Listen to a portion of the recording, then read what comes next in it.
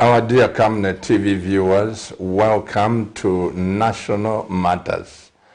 And understand this, it's national. And in my seeking to understand certain things, tonight I have Honorable CHISHIMBA, SAVIOUR CHISHIMBA, and I call you Honorable because you've been in Parliament for a long time. Okay, one term, it's a half a term actually. Half a term. Yes, yes. The President of UPP. Welcome to the program, Honorable. Thank you, Pastor. Good evening, viewers. Honorable, tonight you help me to understand the national policies that the governments have put in place. I don't know, maybe let me ask this. What are policies for? Thank you, Pastor Chiluba. Our policies are the frameworks within which any institution, be it government or non-governmental, seeks to implement or to execute its plans. That's what our policy is for. In other words, when we're talking about a nation, there is need for clear policies that cut across all sectors of life. There must be a policy on water. There must be a policy on governance. There must be a policy on education, a policy on healthcare. Policies must cut across. And it is from the policies that laws must be formulated. So in other words, if you have a policy on sport, as a ruling party, as a governing party at a particular time, it's on the basis of that policy that all government programs must be designed and implemented. But then beyond that, if there is need to ensure that there are laws that must support program implementation, laws must be implemented accordingly. For instance, the government may have a policy of preventing diseases in the nation. So, all the programs on preventive medicine, that is preventing the spread of diseases, must have a law, and therefore public health laws will follow suit to support the policies of the government of the day. And therefore, you may talk about health for all, but as long as you have not reformed the policies, it's very difficult to implement the policies at the end of the day. So that's what policies are for. So therefore, policies are very important. Are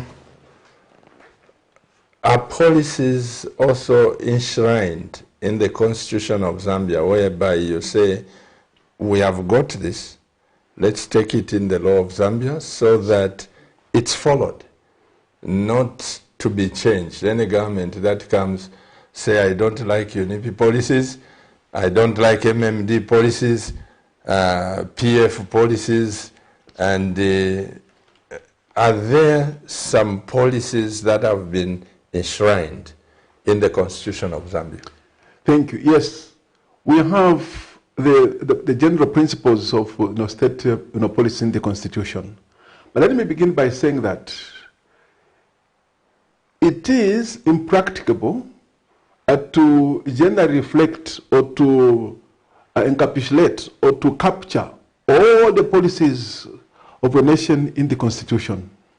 A constitution is the basic charter of the land. It is the supreme law of the land. It's the mother of all laws. So at the moment you say constitution, it may either be a written constitution or one which is not written. Like Britain, the United Kingdom does not have a written constitution. What they have are conventions, meaning over the years, there are certain practices that have been carried over, and those have been codified orally as the Constitution of the United Kingdom.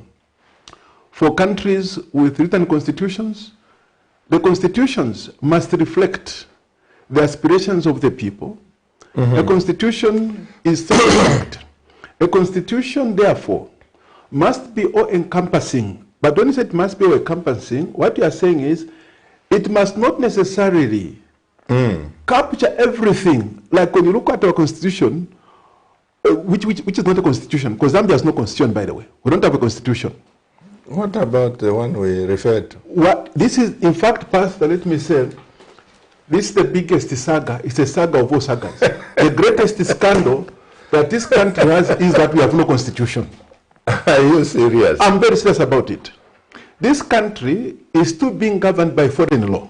When Zambia gained independence in 1964, Dr. Kenneth Kaunda, Simon Mwanseka Pwepwe, Mr. Mwangankumbla, and a few others were called for constitutional talks in UK to discuss Zambia's independence. So then on the basis of those discussions, the House of Commons drafted the Zambia Independence Bill as a law of England. Now that bill provided for the granting of independence to Zambia. Then that same bill had a clause which gave Her Majesty the Queen to issue what are called royal instructions or orders in council. So that law was passed in the House of Commons that we are going to declare Northern Rhodesia independent, and that Northern Rhodesia will be called Zambia at independence on the 24th October 1964. Now the Queen must issue royal instructions on how the independent country was going to be ruled. So Her Majesty the Queen invoked the provisions of the Zambia Independence Act of 1964, Section 65 of the Laws of England. She invoked, she had recourse to that law to issue orders in council. So she issued the order in council. It's like I was saying, on the basis of the law of the granting of the independence of Zambia, now I'm issuing an order in council. So she sat with her councillors. It's an order in council. Now that order in council provided for what was called a constitution, that it shall also be called a constitution, which are like rules. So that was drafted, the same was drafted by Britain and not the people of Zambia. And Section 10 of the same Schedule 2 of the order in council, it was a schedule, provided for Dr. Kenneth Kaunda, that provided that, that's Section 10, Kenneth Kaunda shall be the president of Zambia. Right there. So it was a directive, it was a law for Kenneth Kaunda to be president of Zambia. So this means that people like Karimwa Nkankumbula, Simon Mwanseka Pwepwe, nationalists, native nationalists who fought for this country's independence, could not outcompete against Dr. Kaunda. It became law by the British. So that Schedule 2 was attached to the order in council issued by Her Majesty the Queen, itself a product of the Zambia Independence Act, Section 65 of the Laws of England. So it's that schedule which came to Zambia. And that schedule itself provided for centralized power in the presidency. Pastor, what I'm telling you, word for word, the provisions that are to do with the presidency are the same ones that the governor had, the governor of Northern Rhodesia. Now, the reason the colonial government centralized power was because they wanted to, first of all, stifle free speech, arbitrary arrest upon the citizens, freedom fighters. That's why all power was concentrated in the Governor General, whose main role, the Governor General, that was when we were in Rhodesia, of Nyasaland and Rhodesia.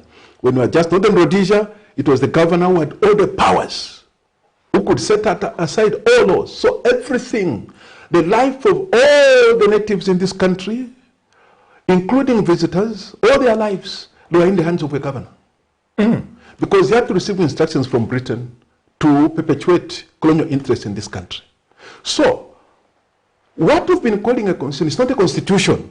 So in that Schedule 2, which made Kenneth Kaunda the president, Section 10 says, provided that Kenneth Kaunda shall be the first president of Zambia. The British imposed the first president on this Republic of Zambia. Then beyond this, the same schedule, that attachment, had a clause, a referendum clause. That clause provided that to change anything in this attachment Schedule 2, the people of Zambia should be consulted. So in 1968, Dr. Kenneth Kaunda called for a referendum to end all referenda. What does this mean? It means he wanted therefore to consult the people to remove the clause itself, which provided for consulting the people of Zambia, that we want to remove this, so that the power can rest entirely in the government to decide on the basic charter of the land. So in 1968, there was a referendum. Now, if you look at what happened, the results of the referendum, it was only Western Province that voted no. Why Western Province? Because at independence, Western Province was more educated than all other provinces. Barroso Land had more graduates, more of the elites. So they understood. So they voted no. That no. You can't change this clause until this country comes up with a constitution. The people of Zambia must hold a constituent assembly, because once independence is proclaimed of any nation, that we are now a sovereign country, the people must meet as a sovereign entity to decide on the basic charter of the land. Botswana did this, India did this, America did this. They met in Philadelphia from 1787 to 1789, the moment the British left America. They met and they decided on the law. Zambia has never met to this day. So the moment that clause was removed, in 1972, when, first of all, before 1972, Samuel Mansaka Pope was vice president, we resigned from government and formed UPP. And there were by-elections. People like Bachisata and many others quit from government to join the UPP. As vice president, he quit. So there were by-elections. Mr. Samuel Mansaka Pope did not contest in Mufurira. He brought violence. UPP candidates, UPP supporters were brutalized. Kapoep was beaten at Kamwala by someone who is in the ruling party today. He's one who led the youth to beat up Samuel Mansaka Pope. I've heard for simply calling for freedom, for simply calling for democracy. He's in the ruling party, the person who was directing the youth to go and beat Mr. Kapwepwe. I've heard about that this story, man, yes, that somebody is still alive. He's still alive. Was beat up Kapwepwe. He's still alive today. So they beat him up at Kamwala. Now, to their shock, Mr. Kapwepwe won the election with that campaign and all other candidates. So this shocked the UNIP government. And they knew that because by 1972, elections were coming, they were going to lose. You people would have won the elections. Hari Mwangankumbula's uncle was also very strong in that period. So UNIP was going to be voted out of government in 1972. So President Kenneth Kaunda appointed the Chona Commission of Inquiry. Because in 1968, remember, they had removed that clause, which required consulting the people on the changing of that Schedule 2. So now, when you look at what happened in that Commission of Inquiry, the government provided for terms of reference to inquire on how to operate one-party state. How can that be a question? The question must be, do the people of Zambia want one-party state? That was not done. It was how to operate a one-party state, meaning the government had decided that Zambia was going to be one-party state. So the Chona Commission went to gather all these details. But the people of Zambia said, we want the constitution to be adopted by a constituent assembly. That was brushed aside. Zambia became one-party state. In 1990, when there was pressure, Kenneth Kaunda appointed the Mvunga Commission of Inquiry. Again, the terms of reference were determined by the government. How can we revert to multi-party democracy to consult the people on how to revert? People said we must go to multi-party democracy, but we must have a constituent assembly. And the people of Zambia re-echoed what they said in 1972, that they want cabinet outside parliament. In other words, the people settled for the presidential system. Because in a presidential system, cabinet must be outside the parliament. In a parliamentary system, Members of parliament must be MPs, must be members of the National Assembly, including the president must sit in the National Assembly, like South Africa, which has adopted the parliamentary system. That's why the president of South Africa sits in the parliament. Now, Zambia is in a confused state, this country. There's so much confusion about that. So, after those submissions, we went back to multiparty democracy. But the same things that were written by the British, word for word, were maintained in Schedule 2. All they said was now we are going to be multiparty democracy. But those clauses that deal with institutional arrangements over democracy were not dealt with. President Chiluba, in 1996, appointed Mwanakatwe, Commission of Inquiry, to inquire now on how to run a multiparty democracy. All the terms of reference were restrictive. And also to find out whether or not someone whose parents are not native Zambians can run for presidency. The target was Kaunda. Just Kaunda. Kaunda, to buy him. But it must be someone whose both mother and father are Zambians. Because the Yokan Kaunda's parents came from Malawi. The entire country was taken to decide on changing that clause. Those clauses. The people of Zambia said again in the Mwanakatwe Commission of Inquiry that whatever the case, we want parliament outside the parliament and it's time to have a constituent assembly. The Chiluba government set all that aside. They went ahead, they put all those things bad in Kaunda and the rest. That was the end of UNIP. Kaunda couldn't contest. It was bad, technically. Mwanawasa rises to power as president of Zambia. What does he do? He appoints Mungomba Commission of Inquiry. And he gives him the terms of reference. Again, the people said what they said in 1972. Under the Chiwana. It's time that this country met as a constituent assembly. I'll talk about what this is when you say constituent assembly. Nothing happened. The Mwanawasa government decided, no, instead we shall have the NCC, National Constitutional Conference. The government was in charge. At the end of the day, we must take it to parliament. What are we talking about? Parliament is a creature of the constitution. The executive is a creature of the constitution. The judicature is a creature of the constitution. Therefore, parliament, executive, and judicature have no right to talk about the constitution. When the people of Zambia say in the preamble, by way of preambular submissions, that we the people of Zambia, by our parliament, promulgate and give to us of this constitution, it doesn't mean that the people of Zambia functus officio. Functus officio means that doesn't mean that they are now ex-officials, that they are removed from the nation. No, they are the masters of this country. So until now, Pastor, what we have, when eventually President Mwanawasa died, President Rubia continued with the same process. President Sata rose to power. He appointed a technical committee. Again, government was in charge. A chief government spokesperson under the PF government then addressed the people. Saying we as government to decide. Yes, people are saying parliament outside, cabinet outside parliament. That's very expensive. Why as a minister? To overrule the people's will. To talk about the people. No more now, I'm talking about the people. We shall decide as government. You are a creature of the constitution. The people, the masters have said, it's time that this country appointed cabinet outside the parliament. It's time that this country changed the institutional arrangements. It's time that this country reduced presidential powers because we are still like in the colonial system. The same word for word. The same rules, the same powers that the governor had during the struggle for independence are the same powers that the president of Zambia has today. What kind of a country are we? That's why the future of this country is determined by whoever is president. Now you can't condemn the future of a nation to one person. It's very dangerous, Pastor. Until now, this country has no constitution. When President Lungu later became president of Zambia, there was a ceremony on 5th, I think it was 5th January, if I can recall, 2016, signing of now the constitution passed by parliament, now was appending a signature.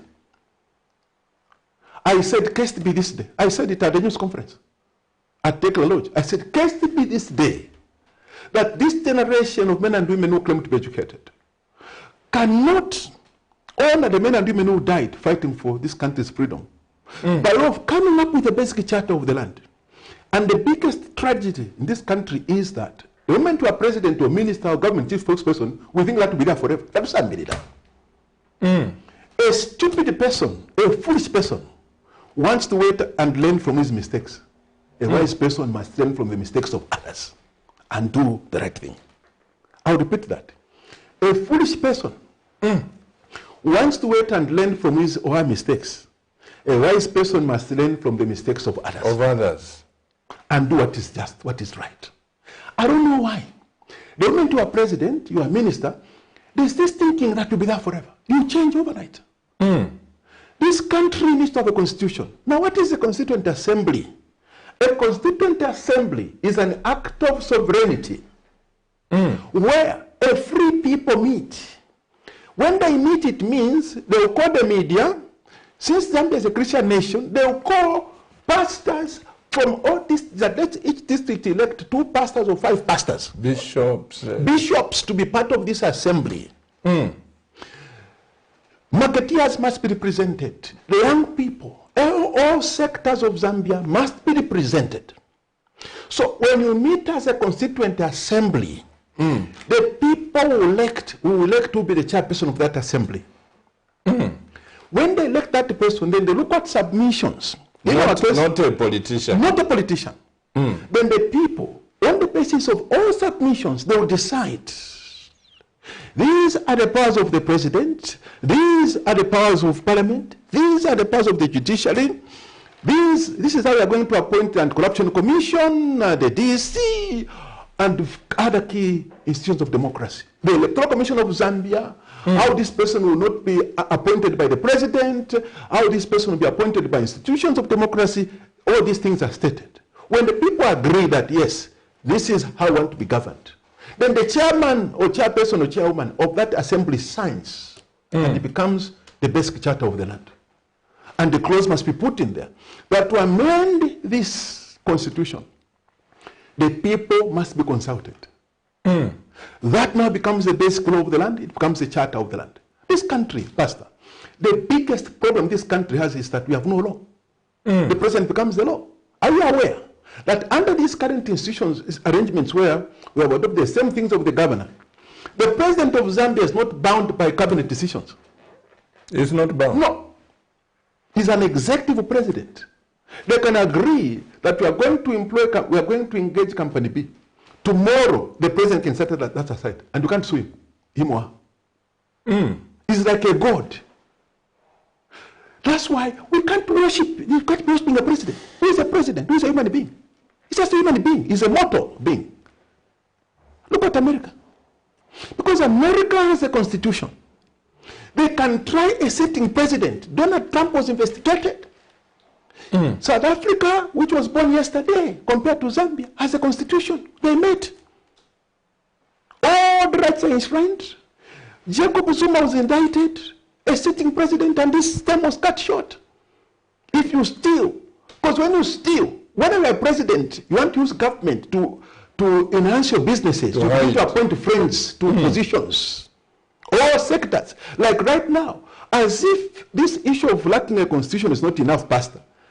Then now we're going to create a law to enact the IDC, Industrial Development Corporation, chaired by the president.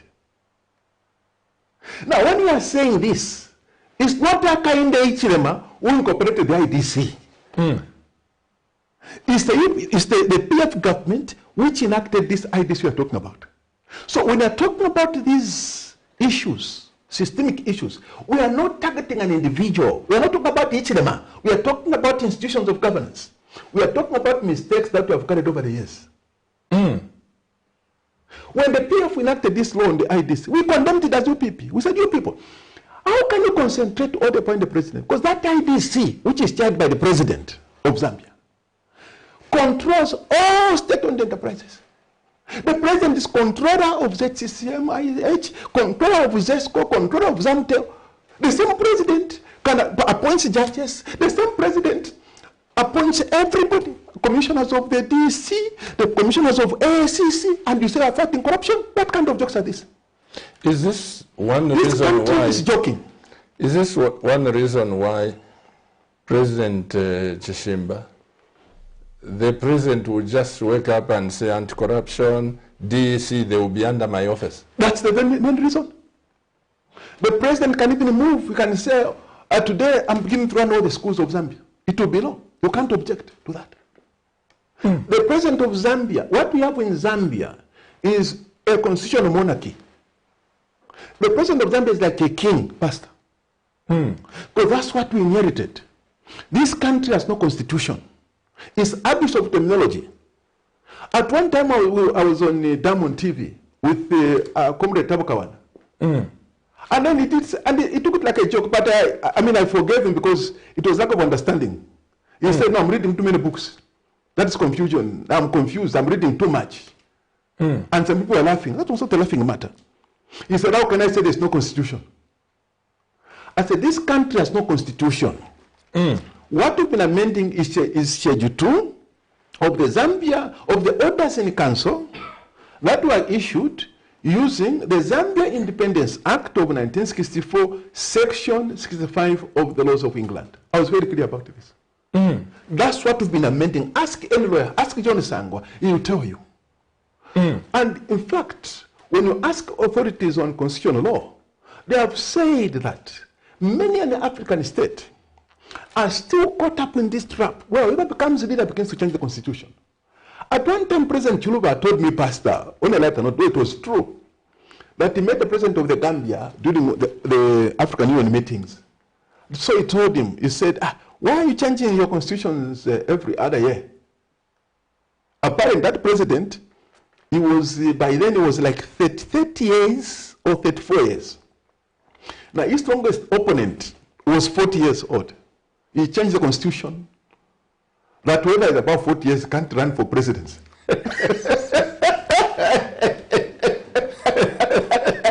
So President Chiluba asked him, when you reach 40? And no, when I reach 40, if the only of the people who prevail, we can always adjust it upwards. And it came to pass. He reached, when he was nearing 40, no, we have to amend the constitution. To be president, anyone above 45 can't run. Because that person was now 45. It was bad. That's how Africa is dealing with such issues. Even now, the president of Zambia decides who must be arrested, who must be freed, who must be appointed, who must go where. That's the situation we are in. Just pick up the phone and say, try that one. The people who ended up in jail, please, let's respect the men and women in security in this country. They are victims of these things I'm talking about.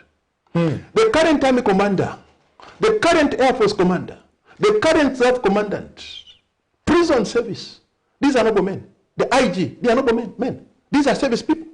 They are victims of what I'm talking about. If we have a law that gives the president the power to call the IG and say, can you arrest this person? When you do the following. These are servicemen, and they are in a difficulty. In a country with a constitution, the IG can say, no, I will not do that. I must follow the law. But he can be fired. But I'm talking, where is the constitution? He cannot be fired. The moment the president wants to fire that person, it becomes abuse of office. And the president can be kicked out of office. He can be impeached immediately. These are countries that are functional, with functional democracies, with legal systems working. Is this one reason why every president has failed to amend the Public Order Act? This is the main reason. Because when they get there, they think, now they're looking at preservation of power. Unfortunately, this country is waiting for a person who will be very honest. We are waiting, and I'm telling you, this is a tragedy. We are waiting for a day. If there's a prayer we must pray as the countries, may there be a righteous person who, whether not for a joke, but they are out of the fear of the Lord to put this country back on the right path. It will take a good president. This is unfortunate, what I'm talking about. We made a mistake, a fundamental mistake at independence. And these things I'm talking about, they are not a creation of the UPND. They are not a creation of the PF or MMD. These mistakes were made at independence.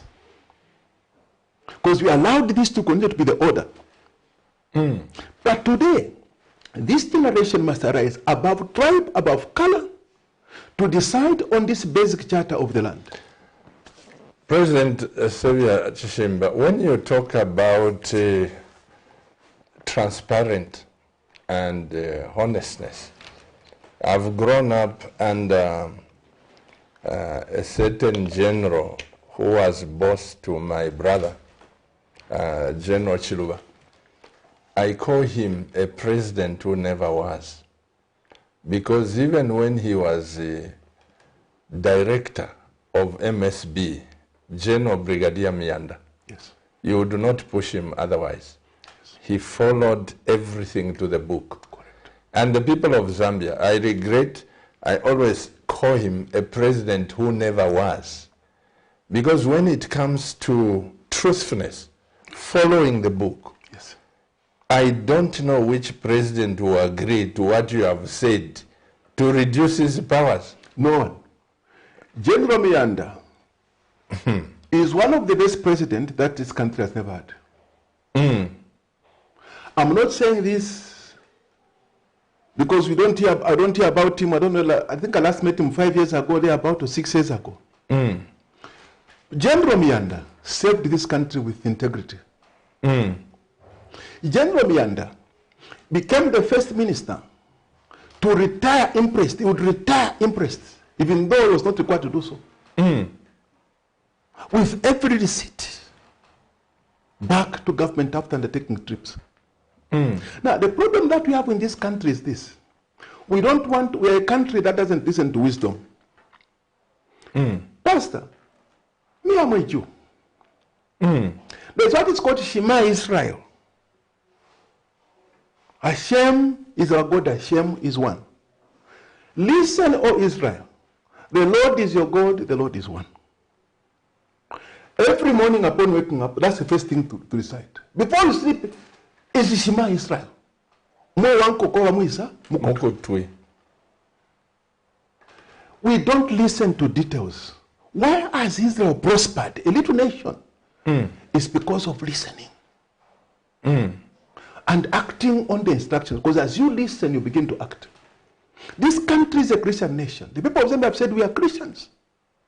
Now, to what extent are we actualizing what we say as a nation? When you even demolish the Ministry of Religious Affairs. So it's not important. Let's have a Ministry of Nature. You elevate nature above God. Israel has a ministry on the region. Denmark, name them. Because they know that this is the big constituency. Jews, Christians, Muslims. They know that the people, more than 90% of people are religious. So they want to provide for a ministry which will be a platform. Yes, the nation of Israel may have a larger Jewish population, but there are Christians there, there are Muslims. The same ministry attends to all affairs. Now here you remove God first. That's what you start with. You create nature. Now this is more important in our country. This country, Pastor, needs instructions. This country needs to come out of this kind of captivity that we are under. It's a spirit. This country is ruled by the spirit of whoever is ruler at any particular moment. That becomes a spiritual cover. If you have president who has shorthand, the entire country will be on shorthand. That's what will happen. The country will just be like, money will not flow in the country, hardships will be there. It's a spirit. And these things are biblical, what I'm talking about. That becomes the cover of a country. So the cover that you put upon yourself matters. You cannot go and get evil, you place it under your cover and you expect good. Then there's something wrong with you. This country, for once, needs truthfulness. It's about time that we had leaders in the spirit of General Mianda. General Mianda went into the elections in 2001, you recall. And he won a few seats. General Mianda came up with a village concept. A very clear plan. People didn't listen to that. They went for those who are giving out the money. And those of us who are not giving out the money will say, small party, National make a party. They are not listening to what you are talking about. Honorable, sometimes you tend to laugh. Yes. There is this which was voted in anonymously, Yes. that for somebody to be an MP, he must be a grade 12 holder. Yes.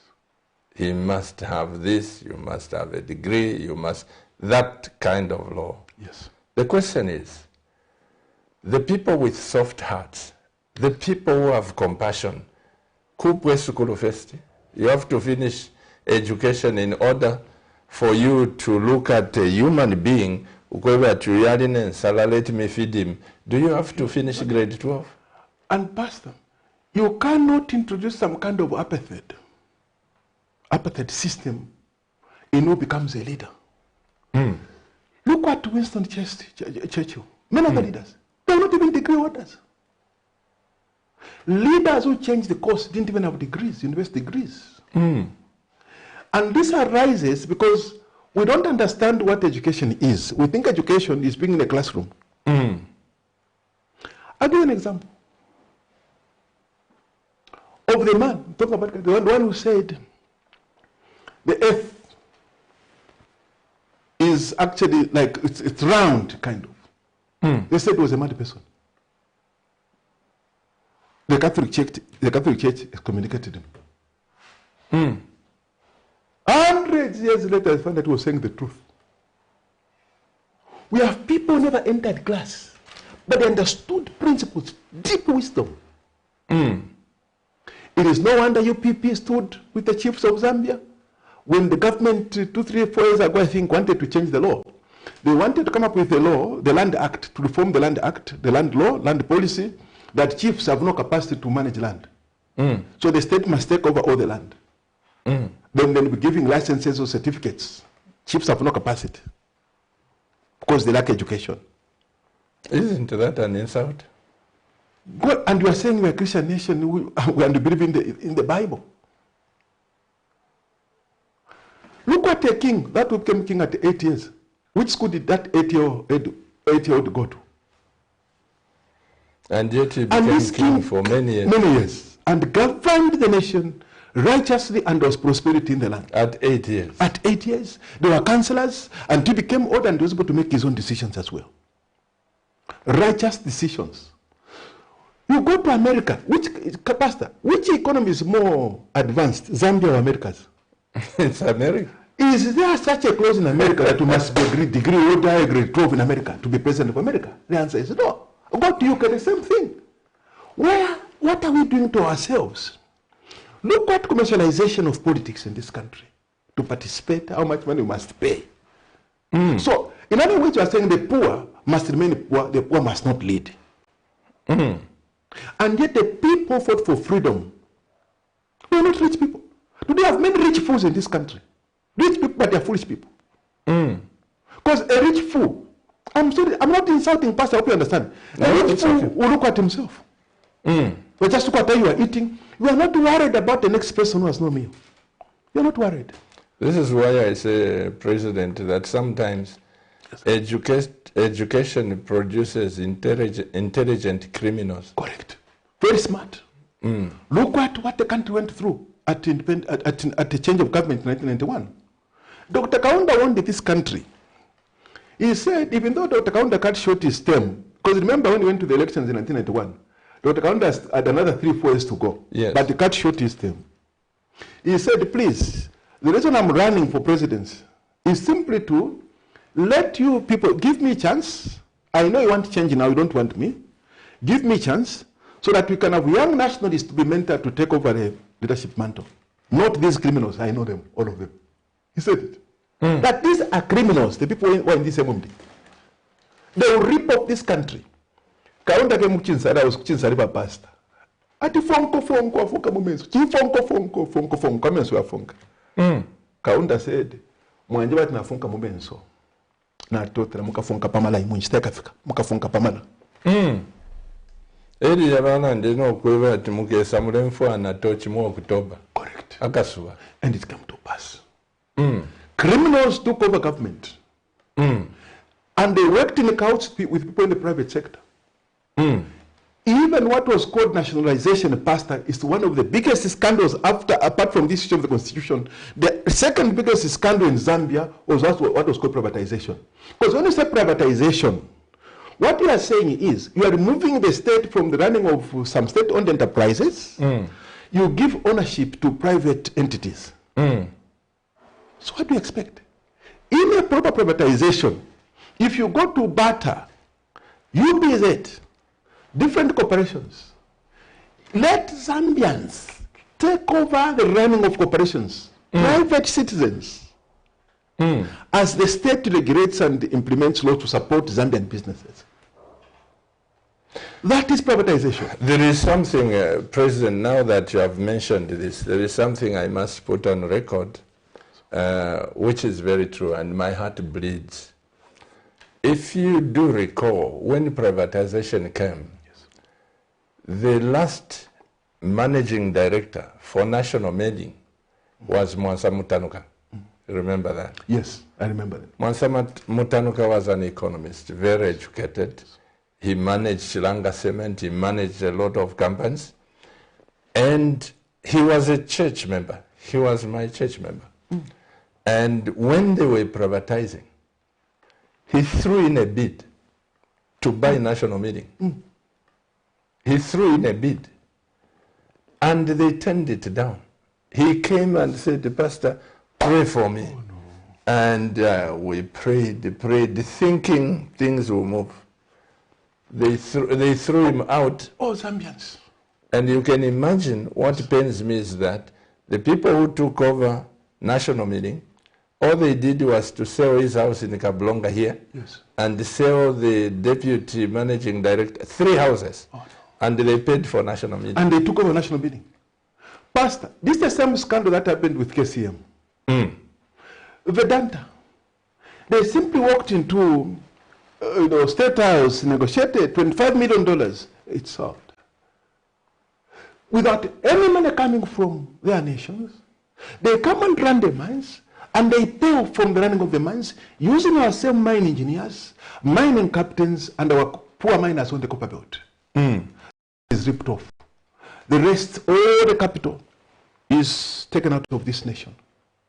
So the scandal of what is called privatization is not privatization. What happened was asset stripping and evaluation of assets. And when you look at the report, these details, Pastor, I've read the reports. When I became member of parliament in 2006, why did I resign it 3 years later? I was in total shock. I went as a young parliamentarian, as a nationalist. And I wanted to understand. You were the first member of parliament for PF Kasama Centres. So I went to study. And coincidentally or luckily, I was put in the Committee on Estimates, which is the committee dealing with the national budget. So my first task was to go to read the yellow books, the budgets. From 1964 up to that time was in 2006, 2007. I wanted to see how mining companies were making losses, how Zambia was making losses, and how the state was sustaining these state-owned enterprises. Pastor, there is no way in which the state paid for to sustain Zambia Airways or the mines, nothing. Why were all these closed overnight? And the moment each company was closed, there was a new company which emerged, ministers were shareholders, and some people from the private sector. And overnight they became billionaires. This country was ripped off.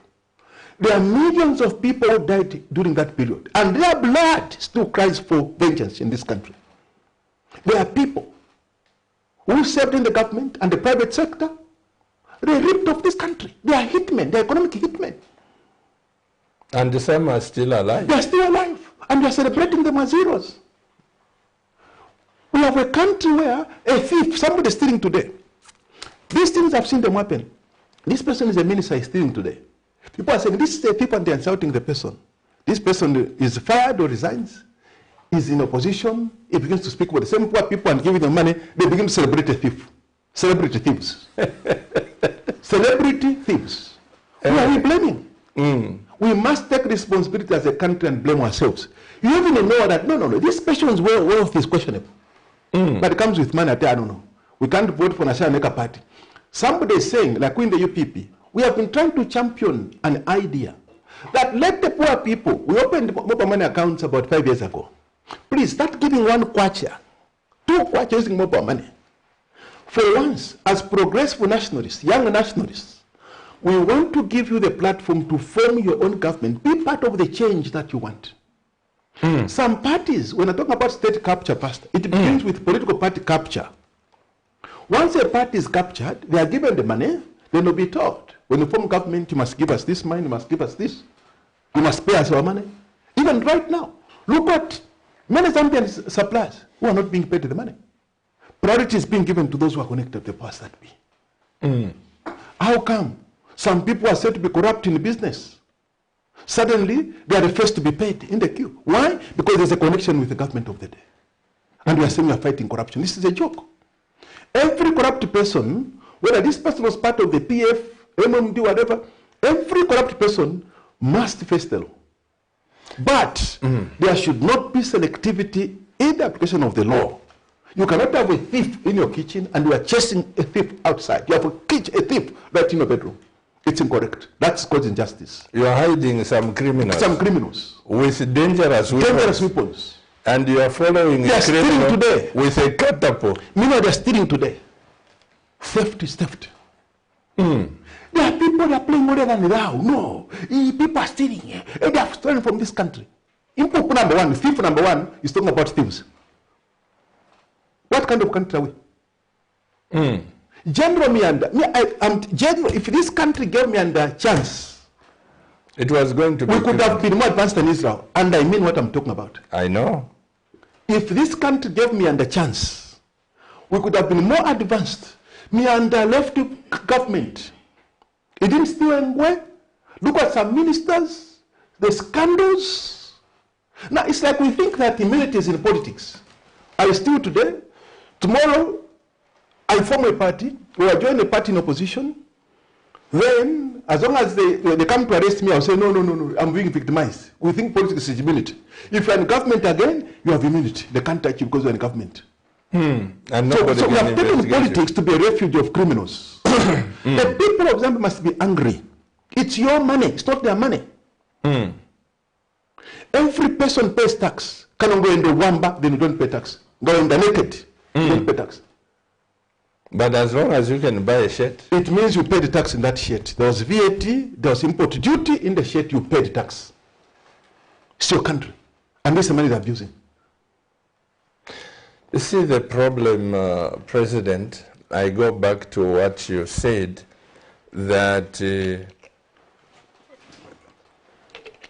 Barose, the Western province, said no to the change of the constitution because they were educated. They understood the problem. This country, ladies and gentlemen, we need to have people. We need to have men and women that would take the bull by its horns. If we are going to be victimized, if we are going to be threatened because you are saying this, what kind of democracy is this? And this is what why I said that youth leader for UPND who was advocating, you say this to President HH, I will beat you myself, surely, in front of the camera, and is not tried. So if a youth leader for a political party can come in front and say, you say this, I will do this, and go scotch-free, what about the permanent secretaries? What about the ministers? What about the leaders in this country? I am saying, people of God, that we should be able to stand and say, this is wrong, this is right, this is wrong. Each one of us, wherever you are, irrespective of which country, which province you come from, we must be able to say something about this nation. And may God bless the gallant soldiers who have stood their times, who have said no to some of the things that are going on.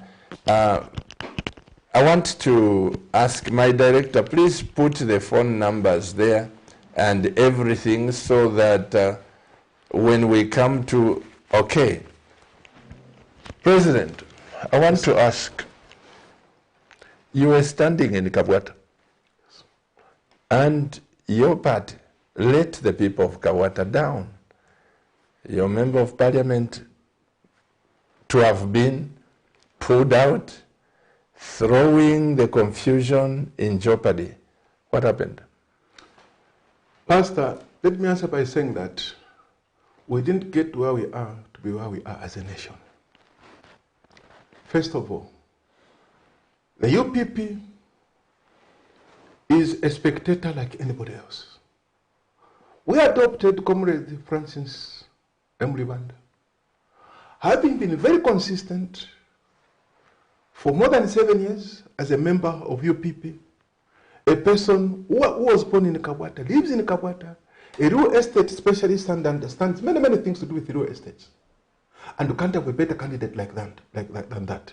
The party, 100%, not 99%, 100% sponsored him, paid nomination fees, ferried all the supporters, printed all materials, made campaign jingles, provided transportation vehicles, 100%.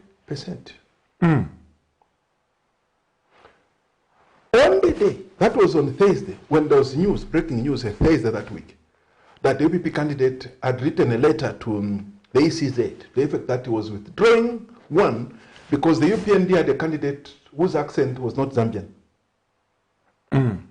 Number two, that the PF candidate was corrupt, and therefore he could not participate in the elections because the ECZ accepted the nominations of a Zimbabwean and... who is a Zimbabwean? The UPND candidate is Zimbabwean. He is a Zimbabwean. Pastor will come to that. And that Tembo was corrupt. Tembo is from which party? For PF, the PF party candidate. When we saw the letter on social media in the news, I for one thought it was fake news. Tried to coin, the phones were off. It disappeared. The following date was Friday. Still not reachable. Now, this proved to be like true because like everyone else was being reported. Then, like an afterthought, I think it would appear. Now, I'll go into some other detail briefly. Now, it would appear that later, the UPND who had him to do these things realized that there was an issue. First of all, someone must resign from the party because it was sponsored by the party. As an afterthought, I think it was a Tuesday, Wednesday, again we heard in the news that he had resigned from the party, he took a letter to the ECZ, a copy of the letter to the ECZ. Now, and then the ECZ, on the basis of these letters from this UPP candidate, went ahead and set aside the elections without getting to us as a party. You didn't know as a president? No knowledge whatsoever. So the ECZ must be indicted by the people of Zambia. Because when somebody is sponsored by the party, government operates on record. So the ECZ must expect communication from the party. He was not an independent candidate. He was sponsored by the party. No letter from the party. The ECZ went ahead and cancelled the election. Who was the ECZ working with? Because when you receive a letter, even if somebody maybe, how come maybe, let's say somebody has just, there's some forgery. The ECZ should have written to us. We have no record from the ECZ to find out, to confirm that we have a letter purportedly written by your candidate that this candidate is withdrawing. Then would have confirmed. Later, on the technical issue, they realized after 4 or 5 days later that no, somebody must also resign from the party because it was sponsored by the party. Then another letter goes to the ECZ. And they say, now that we have 2 letters, one saying that he has withdrawn, number 2, that he has resigned from UPP, that UPP has no authority over this person, therefore we are going ahead to... Now, here is the situation, Pastor. Political parties are not just ordinary organizations. That's why All senior members, they have their fingerprints taken. So when somebody is resigning as a member of a party, say a senior member like him, there is money which was sent to him with evidence. We have no receipts. He has not returned the imprest. He has not returned the money with evidence sent to him. Some of the funds are being sent using FNB wallet and so forth to his number, to him, by the party. There's no accountability. That's public money. So, meaning, if somebody wants to resign, when you're resigning, you go to the party, you gave me so much. You hand over the... Here are the receipts, and then you are cleared. Then that quitting becomes effective. So this is what they did is illegal. This is I don't know how I can say, this is the uselessness of some of these institutions. And again, it goes back to abuse that we are talking about. Now, when a week before this happened, we had some intel from the Party Intelligence Committee that this person is meeting UPND officials. I said, no, I don't see anything wrong. Maybe they're meeting because the candidates must talk. Maybe it's candidates, we are not enemies. We are Zambians, yeah. I think I take the responsibility, I take the blame. I think that is meeting officials. Why am I taking the blame? I think would have worked it faster enough to stop what happened in that cupboard. So later, by the time the report was coming, I have a report from the Party Intelligence Committee, 251 pages. 251 pages. A house in New Kasama. We can give you the coordinates of the house, or even the pictures in New Kasama. Whose house? We can review the details.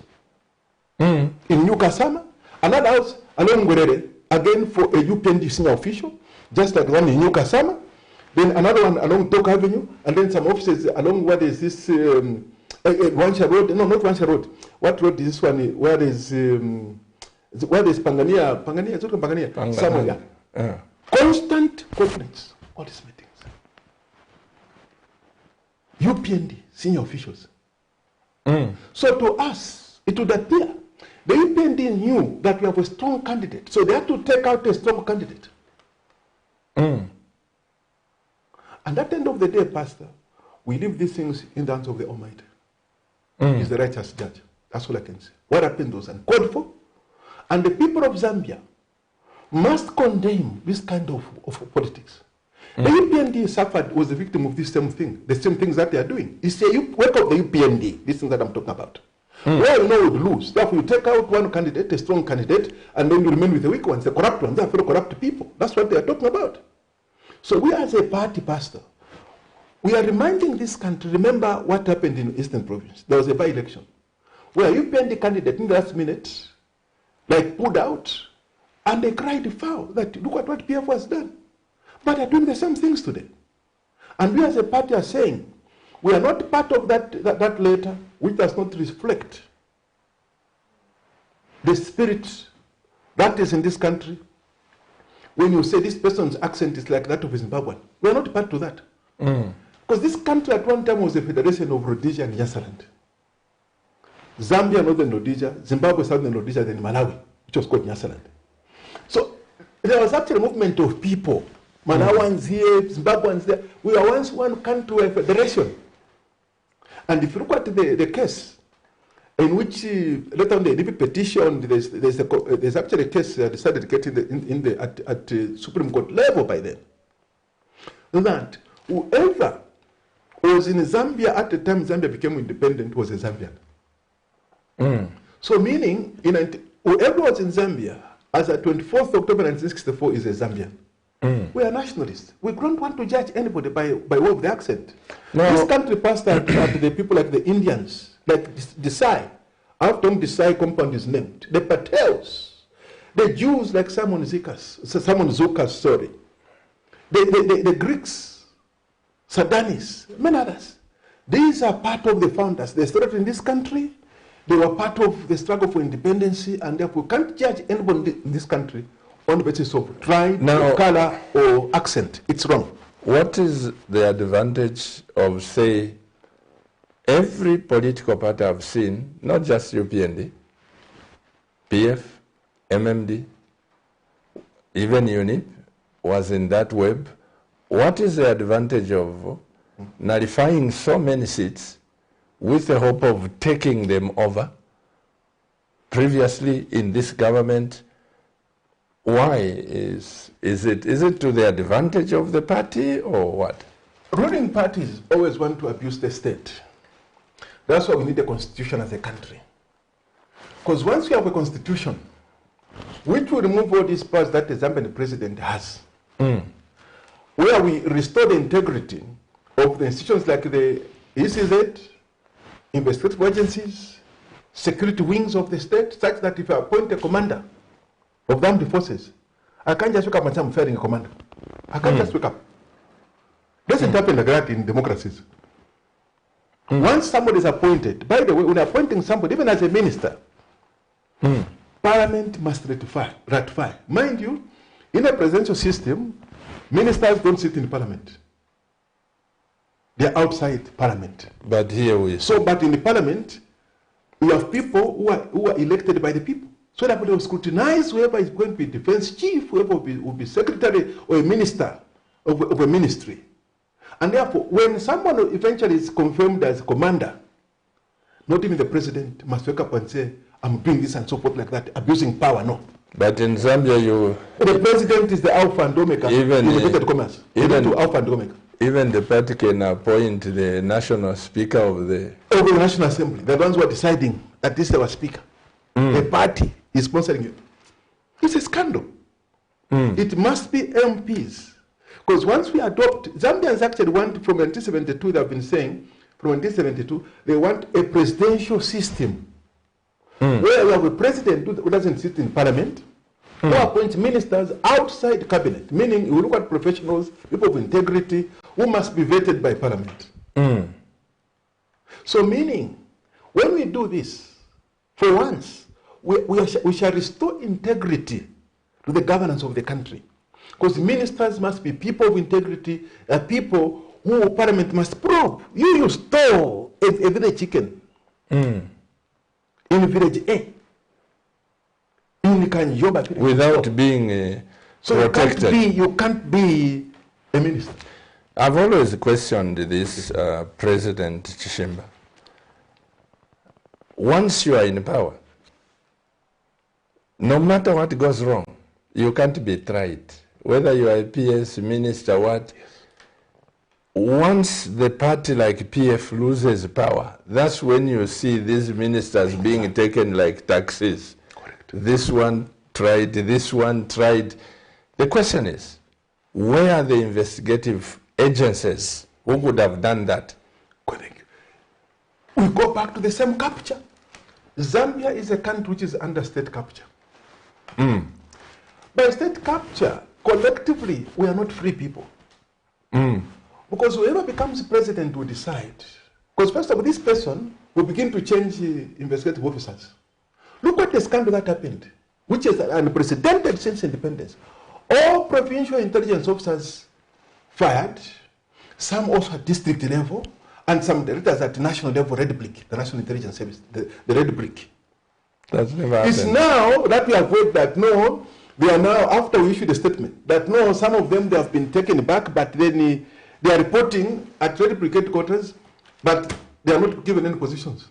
They are just there like reporting. You see, this is wrong.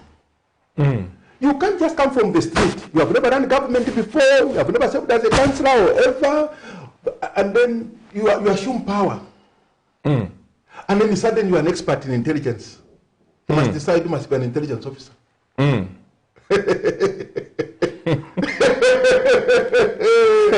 You must decide now which police officer is a bad officer. What we are forgetting is the same Charity Katanga who was being directed under the PF. The same Charity Katanga, we don't need to touch Charity Katanga unless there's something wrong with your mindset. These are officers. You can't fire senior command just like that. It's never done like that. You can't. These are professionals. Now, it's the system which is under capture. Now, we can't move from one capture to another capture. This is where we are as a country. From PF capture, now we come to the New stealth capture. New dawn. No stealth. It's a stealth.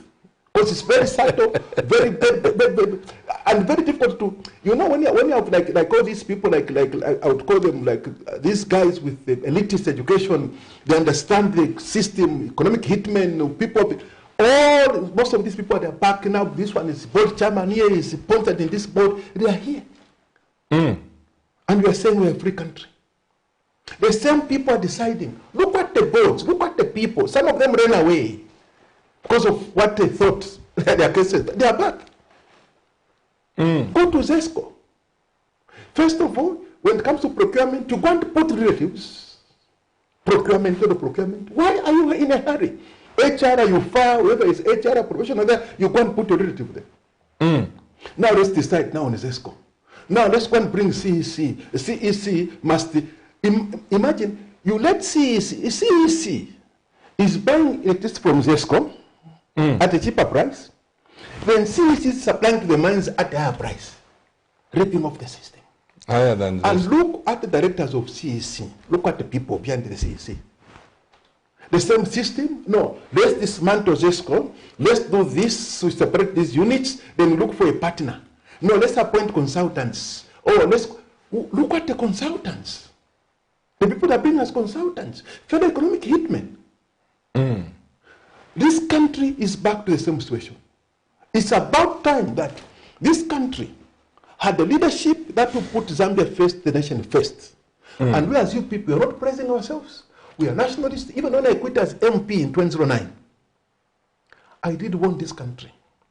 Then I'm quitting the PF because I've seen the same people who are part of state capture, they have joined us and have significant roles. President Sada challenged me, told me, he said, no, we'll control them. We won't give them any positions. What happened? Nearly all MMD backbenchers were appointed deputy ministers when they became. It came to pass. I resigned in 2009. I foresaw this. In 2011, what I foresaw came to pass. Like a prophet, I foresaw it. President Lungu rose to power. They even elevated some of them to full cabinet positions. What we had was not the PF. It was the MMD. Continuation of the MMD. What we have today, the people judge for themselves. There are some people who are in the MMD. They have key ministries, significant roles. The same people took us to China. You say you took us to China because you, when you were Minister of Finance under Rupiah Banda, you brought the Chinese. So I bring you back to Minister of Finance. I tell you, you are laughing. You don't. What you don't? What you don't? I'm telling you. We are joking as a country. Albert Einstein, pastor, I said this during the last interview, said, you cannot solve the problem which you created using the mindset you had when you created it. Same mindset, same things that we have. You even got to wrong targets. People who are in business. Don't target the businessmen. They have nothing to do with the corruption of the government of the day. Ask this same new state administration, what have they changed? Nothing. Same procurement laws, same rules. And the West president is where you target some Zambians and not foreigners. How many foreigners have been indicted? This country, Pastor, by the way. You see,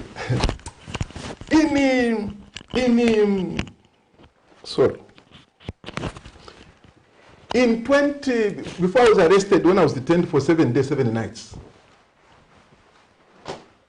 I was on a TV like this at Diamond TV. When I was talking about the corruption, I was saying that this country has become the center for promotion of terrorism. We have terrorist cells in this country. And there are people who are funding agencies like Hezbollah, terrorist organizations. They come to pick me because they were funding the ruling party then. Today, it's common knowledge. There are 2 companies I've chosen in the media, you know about it, that are clearly into funding Hezbollah. And have now been listed. America has already issued actually some sanctions against those companies. Now here we are as a country. Money laundering taking place. And some of the people are linked to the regime. As long as they took the money, you get the same money launderers. And this, I'm talking about foreign entities. Then you are targeting Zambians. How many of these foreign entities have we seen being targeted? How many people from AVIC have been summoned by the SEC from the AVIC? How many people from China Island have been summoned by the ACC? How many? And yet China Island and this AVIC, all of us know the scandals that took place. They were building houses for rulers in exchange for contracts. Not a single Chinese has been indicted so far. When you go to Zambian companies, then we are fighting corruption. What corruption are you fighting? What corruption are you fighting? And then the people also sometimes, Pastor, there are sometimes that you just, I don't know, sometimes you just feel like you can run away from Zambia. But it's our country, we can't run away. It's our country. What kind of people are we? You, the people of Zambia, I'm talking to Zambians. What kind of citizens are you? There's too much responsibility. People are coming in and stealing your food. You are watching. Why are you laughing? Why are you celebrating thieves? Your fellow Zambian, this spirit of jealousy. We are not saying, when I'm talking about jealousy, it's jealousy because if I'm a minister today, this person as a businessman made money, I must target him. He must go back to riding a bicycle. And yet some of these people, they are pure businessmen and women who had money before, even all these so-called billionaires today, these ones who made money during privatization.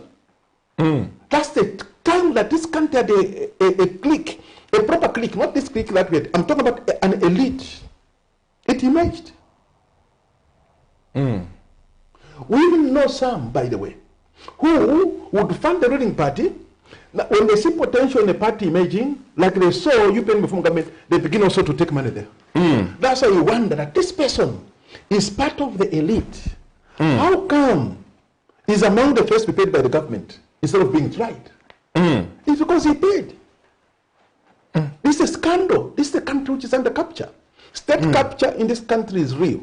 Zambia has lost her sovereignty. So even what to call fight against corruption, it's not a fight against corruption, it's simple persecution. Let's not debate about this. You have thieves. Some of them, these thieves that I'm talking about, Pastor, they were tried, like you recall, when the PF rose to power.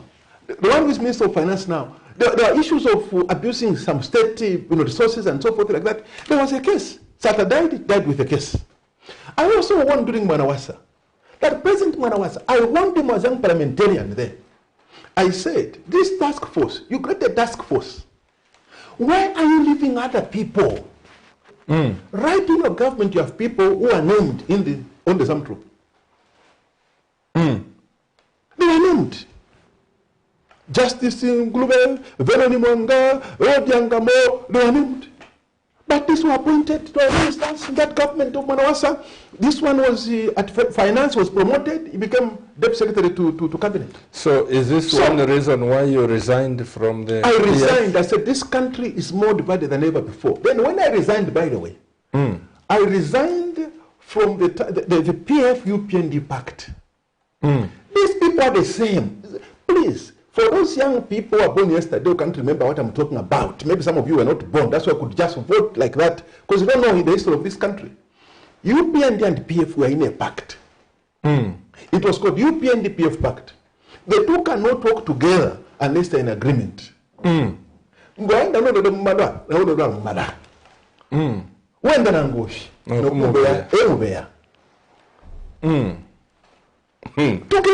What the news conferences? I won. That's when I resigned. I said, this country has no. And they thought you were mad. They said that nothing. How can you live before gratuities? Because I resigned 3 weeks before each MP got gratuities. I quit. I said I didn't come for gratuities. And in my last statement passed on the floor of the house, I said, I'm looking at this country through the eyes of my paternal grandmother, Chikamonika. Mama Chikamonika. That's my paternal grandmother. Mama Chikamonika stripped naked to get this country's freedom when Ian MacLeod came to this country. I'm looking at this country through my uncle, Greenface Mwamba. The men and women who died fighting for this country's freedom. Many died. They woke up every morning to go and fight for freedom. And they knew that colonial masters, the federal police, had proper guns, not water guns. They took the bullets. And here's a generation of spoiled young people. Oh, this will fix this. Who fix what? It must take with you taking responsibility. You can't send a thief to represent you and you think that will come. It's like you find a mango tree And then you say, no, let's get this thief, or this person is selfish, to climb. You people are wise, you say, to get there, we don't have a ladder, so what you shall do is that, you, Pastor Chiluba, do this, and then me, I'll come on you like this, then you let this person, Chishimbaba, to climb on us to go and pluck off the fruits. Strategy. What kind of strategize? Then after climbing on you, then he plucks one mango. Good. Find that is sweet. And then, can you start now plucking? Start dropping them. These things are sweet. Let me pluck another one. No, I'll start dropping. Let me get another second one. Guy could die. He will still not drop. He will school out with so let second. And somebody will tell on.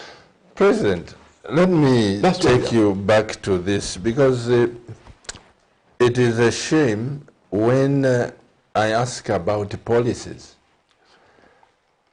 I do recall President Kaunda saying, if you come into this country, you are an engineer.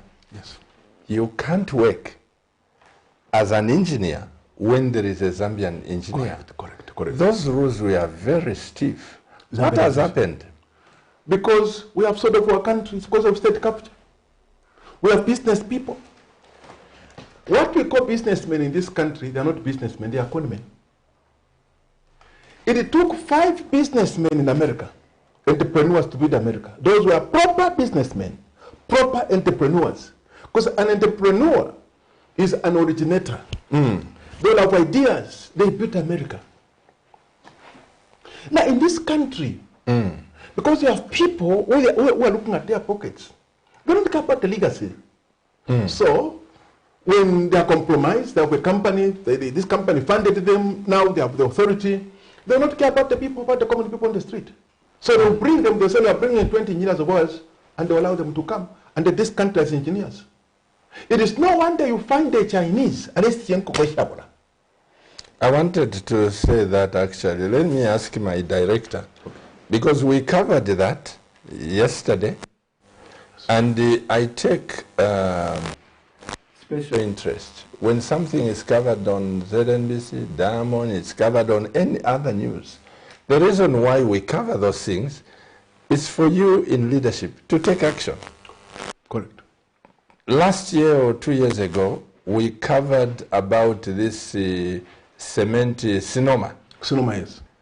They were locking up the Zambians. Yes. For 2 weeks, 3 weeks, they are locked up there. The children and their wives came crying to Cabinet and said, please help us. Our husbands are locked up there. We covered, we went there, nothing was done. Up to today, I don't know how it died a natural death, you know. Yesterday, we covered a Chinese. And these are companies. Yes. They're a group of companies, Chinese. Mr. Director, give me that clip which we covered. And just for today, listen to this, President Chishimba.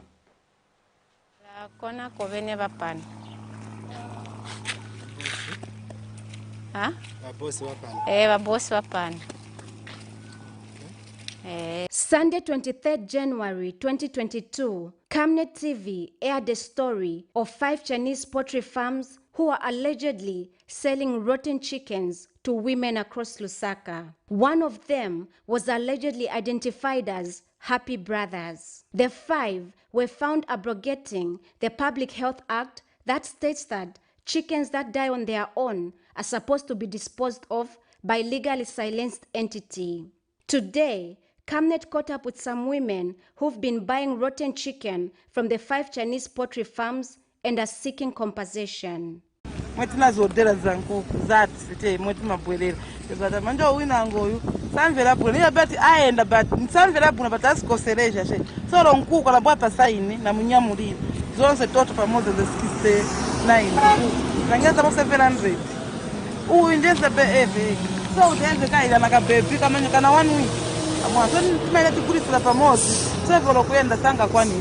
Those interviewed by Camnet News say they feel cheated and misled.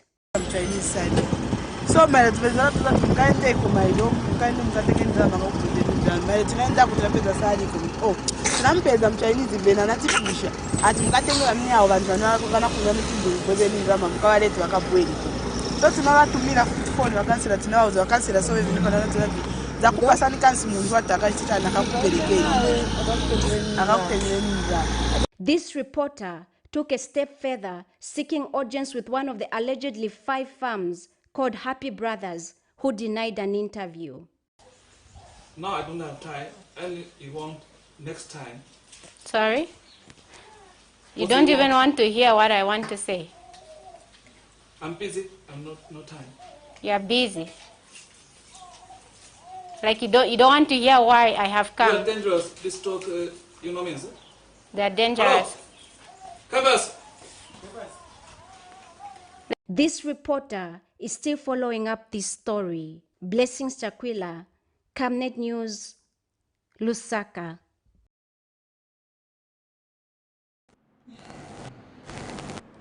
President Shimba, that is in Zambia, where we took our cameramen to just expose abantu balwelwala. Pastor, this country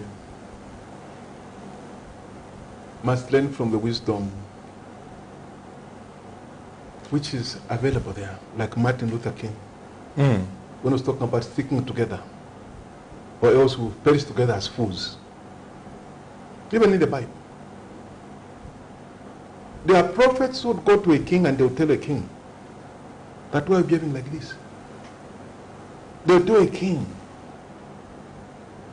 The prophets who pronounce that we have blind guides in this country, blind dogs, but they'll say use the word the dogs. These things are in the Bible. This issue that we have just watched, I raised it in Parliament. First of all, when I was first PF MP, when PF was in opposition, every time that the debate came up to debate the National Intelligence Service budget, I was the first to debate. And I defended the men and women in intelligence, the intelligence community, and defense forces. President Sata called me, why do you support these killers? Bakamcheka, they are killers. Every time you support and yet you are in opposition. I told about President Sata that if there's one area to which you can't extend the politics is intelligence. They are not killers, you don't understand. These are not a special branch. But even though now we have a special branch back now, under this new state administration, we are aware that 5 people are trained and so forth like that, bringing the same tactics quietly. Let's paint a picture of democracy, meanwhile let's target the opponents. Shootings and so forth, all kinds of things that are going on. We are aware of what is happening in this country. Taking us back to those days, we are seeing a democracy here, we are clean people, meanwhile what is happening is dead. Now, back to this issue. So when I supported evidence, it is a separate evidence with proper separate evidence. All the tips, I mean, where they went to East Africa, that evidence we can tender it. So now, Pastor, back to this issue. I raised an issue in Parliament. I said it's time to come up with a law to end bioterrorism. What we have seen is called bioterrorism. I said fund adequately the intelligence service. Bioterrorism comes in many ways. Drugs that are coming into this country, they will say this is a Panadol or aspirin, and yet it's not paracetamol, it's not aspirin. It's a chemical to eliminate the people. This country can see people perish in this country because of open borders, because we have leaders who put their pockets first. Now, this issue, when this Chinese came, a Chinese comes from China, and we are saying this is an investor. Raising chickens is an investor. Selling amataba, maize in the market, come China, and this is an investor. And that is how low we have sunk as a nation. Investor. Now, I did warn that these people, what they are doing is, they'll get the chicken, and then they will inject the chicken with some chemical, to let it grow fast. Within 3 weeks, a chicken will grow to be big. A chicken begins to look like a pig. And with the people, when you go to shop, you're looking at it and without knowing what is in there. 3 weeks, these chickens, 2 weeks, they are on the market. So now, there is what is called half-life. People have done chemistry to understand. That's what I'm saying. This is bioterrorism. Half-life of a chemical. If it would take, let's say, 2 months for a chemical to disintegrate completely. So you'll be injecting a chicken, and then this chicken grows fast in 2 weeks and is being sold, and then you go and buy that chicken you eat. That chemical will continue its effect in the human body. Now, when the effect of that chemical is growth, abnormal growth, it means that when we ingest that, we take that, there will be abnormal growth of the cells. Abnormal growth of cells is called the cancer. Cancer was unheard of in this country. Now we have a cancer disease hospital. People having cancers. And we have a public health system which is dead. Then you can't even recycle. You keep going to the same people, part of the same system that now be in charge of our health. The same people. Some of them have been indicted before. Many corruption scandals, hunting licenses, no, please come. You still want to run health. We in the people have said, it's time to scrap off all these useless bodies that we are creating. Public institutions, whatever, what is it called? An Institute of Public Health. It must be scrapped off. All these statutory bodies that are at national level, under UPP will be scrapped off. ERB will be scrapped off. What is it called? RDA will be scrapped off. We must take the power back to the people. We as UPP believe in taking the power to the people. Build strong counties. When you go to county, when this Lusaka becomes a county, Lusaka County, with all the authority to implement government programs, it must have the Department of Public Health. It must be the duty of this department to sample. They must go in the markets. This must be the business department of the council, called the county plan. To sample our pastor. Let them go to these malls. Let them go to markets to sample. It must be daily duty. Some must go grey like birds. They buy, you test. They must have functional laboratories. You know, so we can save lives in this country by pastor. This is an emergency, what I'm talking about. I've got one Zambian doctor trained in Cuba. And he has worked in this nation at many institutions, very highly qualified. Yes. You know, he doesn't eat these chickens like the ones. He knows. He says, Pastor, yes, I was trained to grow a chicken in 2 weeks. You see. I can use chemicals and grow. And when you are in business, and that chemical doesn't die. No, it doesn't die. One thing he just told me was, Pastor, ngamuledi shinko kwa shamaloni. Yes. Muila dia skin. Correct. Elo muila kokota mafupa because budiamu nemu mafu. Maro, yes. Emuikala ama issues. Absolutely. But he doesn't eat anything of that. Pastor, this country is a victim of bipolarism. Now look at me. I said it as young parliamentarian in 2007. I was chairman of the Science Committee. After being moved from the committee on the estimates, I became chairman of the Science Committee. And I went to present Zambia in Budapest, Hungary. We met all these scientists, and these issues were discussed. And I came and I said, it's about time that we come up with a policy to save lives in this country. We are not doing it, Pastor. Why? Because this country is indebted. We're indebted to China, therefore can't touch the Chinese. Can you go to China and do such a thing and they let you? And look at that video, that Chinese. That Chinese man has the audacity to say I'm busy. Is there any Zambian? Look at the farm that he has, the size of the farm. Is there any Zambian with an inch, 1 inch or 1 centimeter, 1 millimeter of land in China? How many Zambians have 1 millimeter of China? Don't even go land there. In China. I'm speaking this because it's official. Yes. No foreigner is allowed to buy even a flat in China. You can't. You can't buy. It's in their policy. You can't. But here, the land policy says no foreigner can come and own land. But look at how many foreigners have land in this country. Their titles are issued overnight. If they still look at the name CHISHIMBA, they can't issue a title deed. And we are saying we are Zambians. Let me open the lines, Dr. CHISHIMBA, and we'll continue this. But my heart bleeds to see that ukuteke nkoko nokupanga fya ma blocks ayaye na ma blocks. What science is there? Ukusenda fe quarry na sandy na ama blocks Pastor, and this is run by foreigners and the Zambians. And they are buying. As a government, you're looking at that and you are crying for employment. For employment in the nation. From UPND and PF, MMD. Correct. You are allowing such things? We are the same people. We have the same people, the same elite count, the one that's about from 1991, the ones who are ruling. So this country is in a struggle. It's time to send all these elitists to go to where they belong. And when I talk about the fight against corruption, it must start from 1991, and that day will come. That day will come. When there will be proper cleansing. To go through. Forensically. 1991. Every thief will pay back what he or she stole from the people of Zambia. And this... You don't want people playing whether than thou, no. You must account. Whether you're in the government, private sector, as long as you stole from the people, you must pay back what belongs to the people of Zambia. The time is coming. It will come. One day justice will come. When I saw this on our news, President, I said, this is a joke. It is. I am not a minister, I'm not a what. You cannot subject your own people. Correct. President, and there are some that we don't even know. There are some people, Pastor, who have bought the same commodities. And they are sick and we don't know and we don't care. And that's a criminal case. It is a criminal case. It's clearly that's a crime.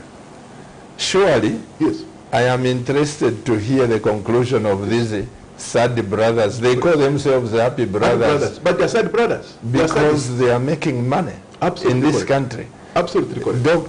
President, you remember what Kapwepo said in 1975? 1965, I've got that saying. You want these friends, the Nkumbulas, the Kaundas, the Machonas. He said, be careful.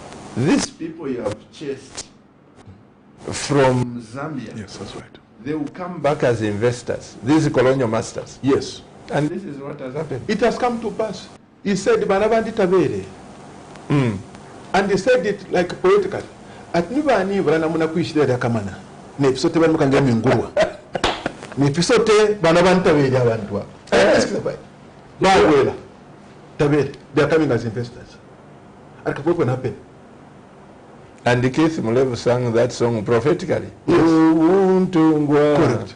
Twalipoka fwewe na Zambia tuchenjede ngawa mono mulwani aisa nendalabe shingi. You know, that's my goodness. Hello, good evening. Good evening. Hello, you are through to National Matters. Hello. Good evening, sir. Yes, good evening. What's your name and where are you calling us from? Okay, I'm C2. You are who? C2, calling you from what? Atubani? C2. C2. Nali eno naimwe shukuru nangu mulefi safi efintu kwali bomuntu ati C2 bamipera na reji anyway landeni ba C2 ndola. Thank you. Good evening, Mr. Chimba. Good evening, sir. Thank you. Well, thank you. You got the information. Some of us working just didn't know. Now it's really like you. Those people who are there. One with that. Now, it's taken a proper constitution which you've already talked about. You say the alien to say we don't have a constitution in Uganda. The constitution which we are using is somewhere, it came from somewhere in the UK. So now, this is no government. Are you taking me? Yes, we are hearing. Go ahead and contribute. Okay. This is the new government. They are trying to be power.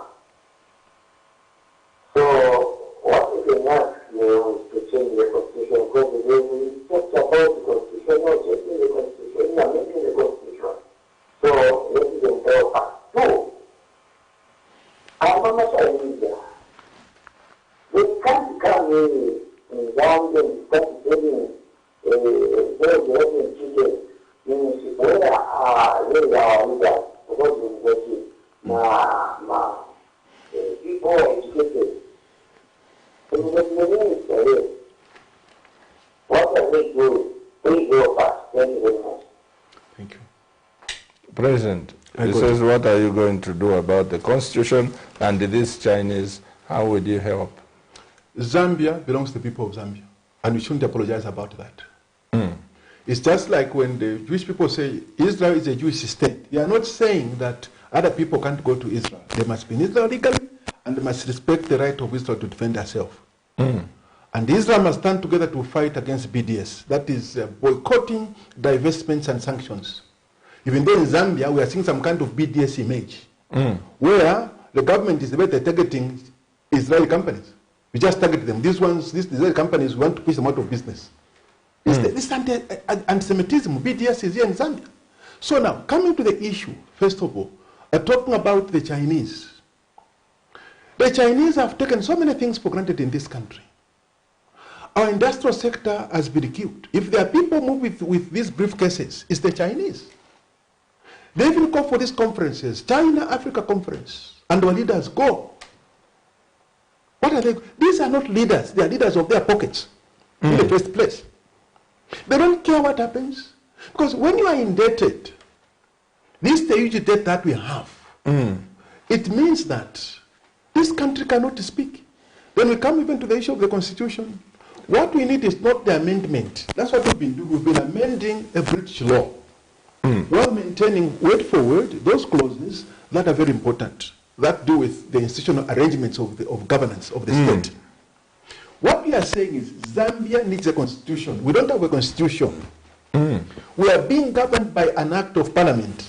And the question I want to ask is, why is this thing we call constitution called Amendment Act? When you look at the current citing of the so-called constitution, it's called Constitution of Zambia Amendment Act of 2016. Constitution of Zambia Amendment Act. What comes first? Is it an act of parliament or the constitution? So the reason we've been saying Amendment Act is because this is a British act of parliament. So in 1968, when that act, using the same act, and in fact 1968, the unit government used the Inquiries Act, which is a foreign law. They used a foreign law, an England law, English law, to inquire into the removing of the clause which required that. Let's pick up this call. Hello, good evening. Good evening. Good evening, how are you? Permanently blessed. How are you, sir? We are very fine, Pastor Chiluba. I am Jonas Mukuma calling you from Livingston. Mr. Jonas Mukuma. Yes. Mukuma. Yes. Please go ahead and speak to the nation. Yeah, how are you, Mr. CHISHIMBA? I'm very well, thank you so much, sir. You know, you address issues very well. What I can advise now is not for you people in opposition to start crime. What you must do, since you have already identified the black elephant within the nation, which you want to hold nearly everyone, the best you can do is come together. You see, here in Zambia, when you speak things like maybe, for example, like me, I'm Richard from Lunda. Yes, yes. When I say that you members, you are good people, you Nyanjas, you are good people, better than us, then they say that it is right. No, that is the fact. God gave you leadership. You member people, God gave you leadership. The Nyanjas, God gave you leadership. But you are so young. It is your problem. It is your fault. You are so young. It is like Islam. Spending is best like Jacob. But thereafter, Islam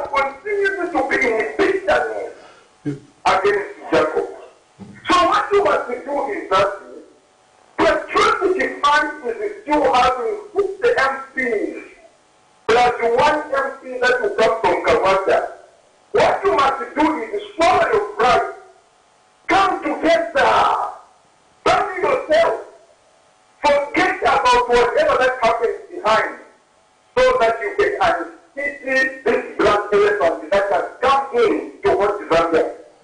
Zambians right up now, I can tell you that they are being haunted. They are crying. And what I can tell you is that patriotic funds, 1.8 million have increased.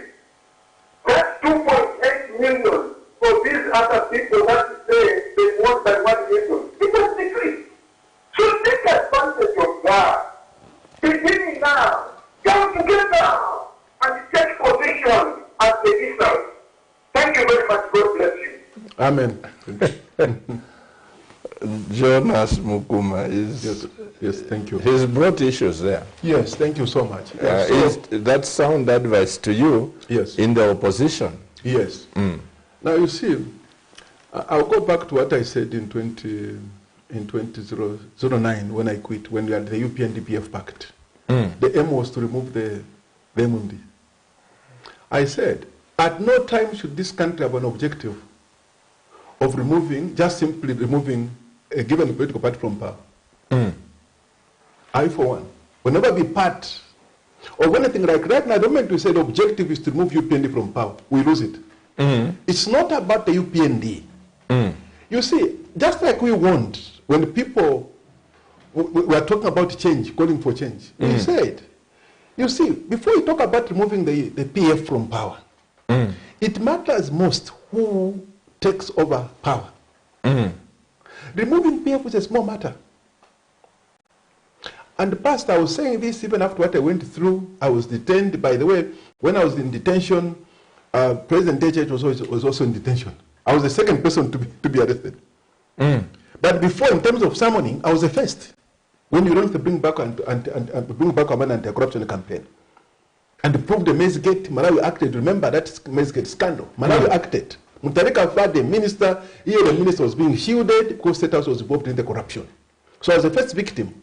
They used the ACC. No, CHISHIMBA was abuse of the system. Then later on, I was detained for 7 days, 7 nights without trial at Woodlands Police. Just for simply calling for accountability. Now, I did say, even after all that abuse, I said, fellow citizens, it would appear where we are going, UPND will emerge victorious. But I want to warn that UPND does not represent the change that we need in this country. Look at the people who are there. Don't look at the party. Look at the people. The UPND of today is not the same UPND Mazoka founded. Mazoka, just like Mianda, was also another great leader that this country never had. He assembled a team of industrialists, people never heard of in the politics.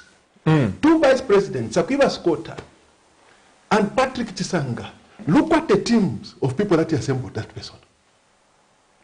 Credible men and women, known for success, for integrity. And I do believe that for the first time, I think this country was going to have a credible cabinet. But that was never to be. What we have today is the same. This, I can assure you, I wonder about this. So if we say, let's group, we regroup now, let's remove the UPND, we are making a mistake. Because we'll keep on having people are going to eat, that give bread to the eater and seed to the sower. Why are we giving eaters? People just want to go and eat. So how are you going to, like Jonas said, how are you going to arrive at correcting the measures?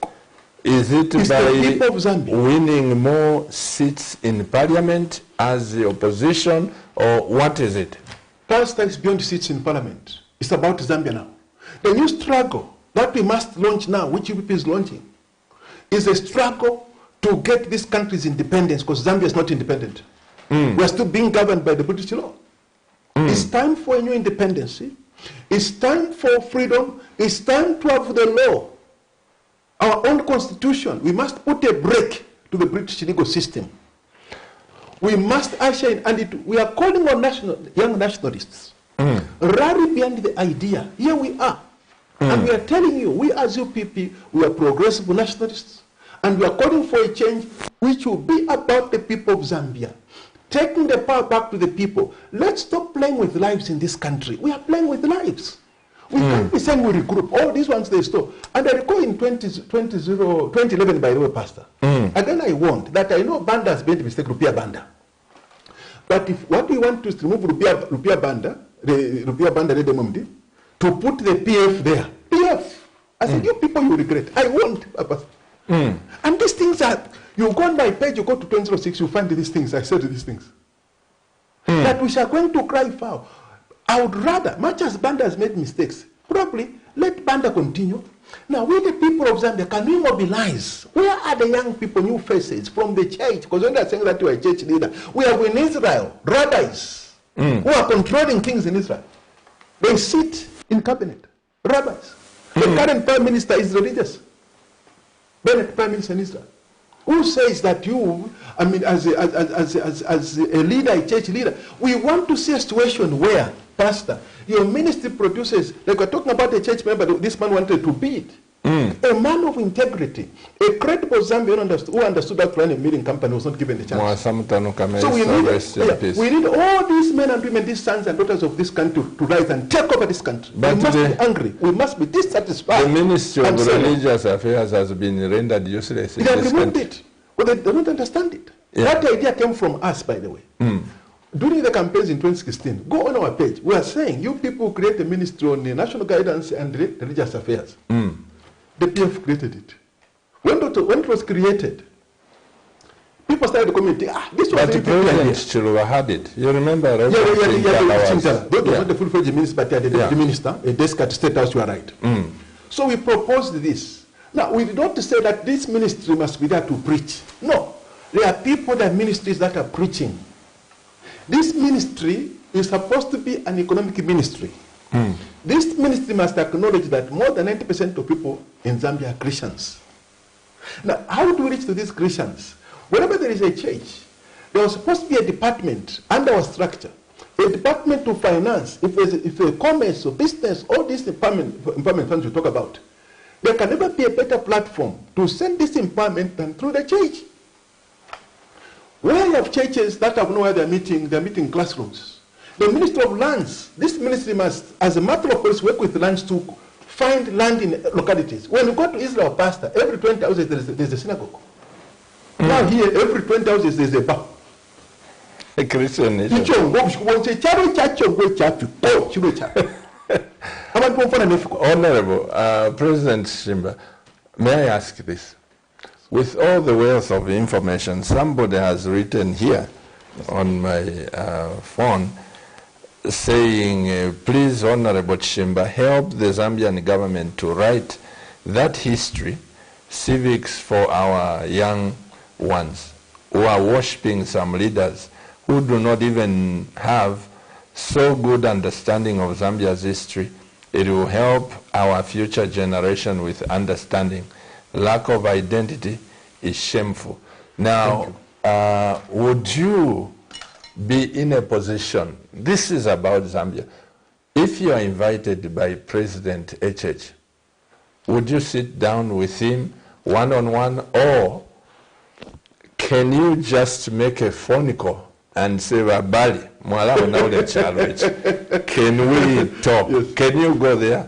Whether by invitation or you just make an appointment, because it's about Zambia. Correct. Pastor, I was with President Hakainde Hichilema in his house in February 2021. In his house. And I first met President Hakainde Hichilema when I was a PF MP. We met at midnight. It was 00202. Finally, when we met. The discussion was Zambia. And at that time I was thinking that that vision of Mazoka, of building a country of people with a focus. Let's pick up this call. Don't forget your thought about Mazoka. Hello. Good evening, sir. Good evening. What's your name? How are you? This is Dr. Mkandawire of Luansha. Dr. Mkandawire, how are you? I'm super blessed in advice. Amen. Please talk to the nation. Thank you so much for this opportunity. There is a lot of wisdom coming from President Chishimba there. Yes, sir. We need people like that. Yes, sir. And thank you for the many things that I've actually learned tonight about what you've said. Yes, sir. Now, I just want to address two things.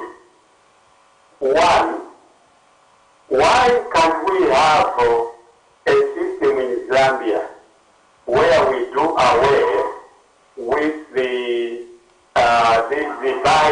by-elections? Because by-elections are very wasteful. And you can imagine how much time we waste and how many resources or how much resources we waste. And you will never have time where you say there will be no by-elections because there's no money. It looks the budget for the by-elections is just an open-ended thing. Correct. So why can't we change the system so that we save on our resources and we also save on time? Number two, I want to address the issue of us being a Christian nation.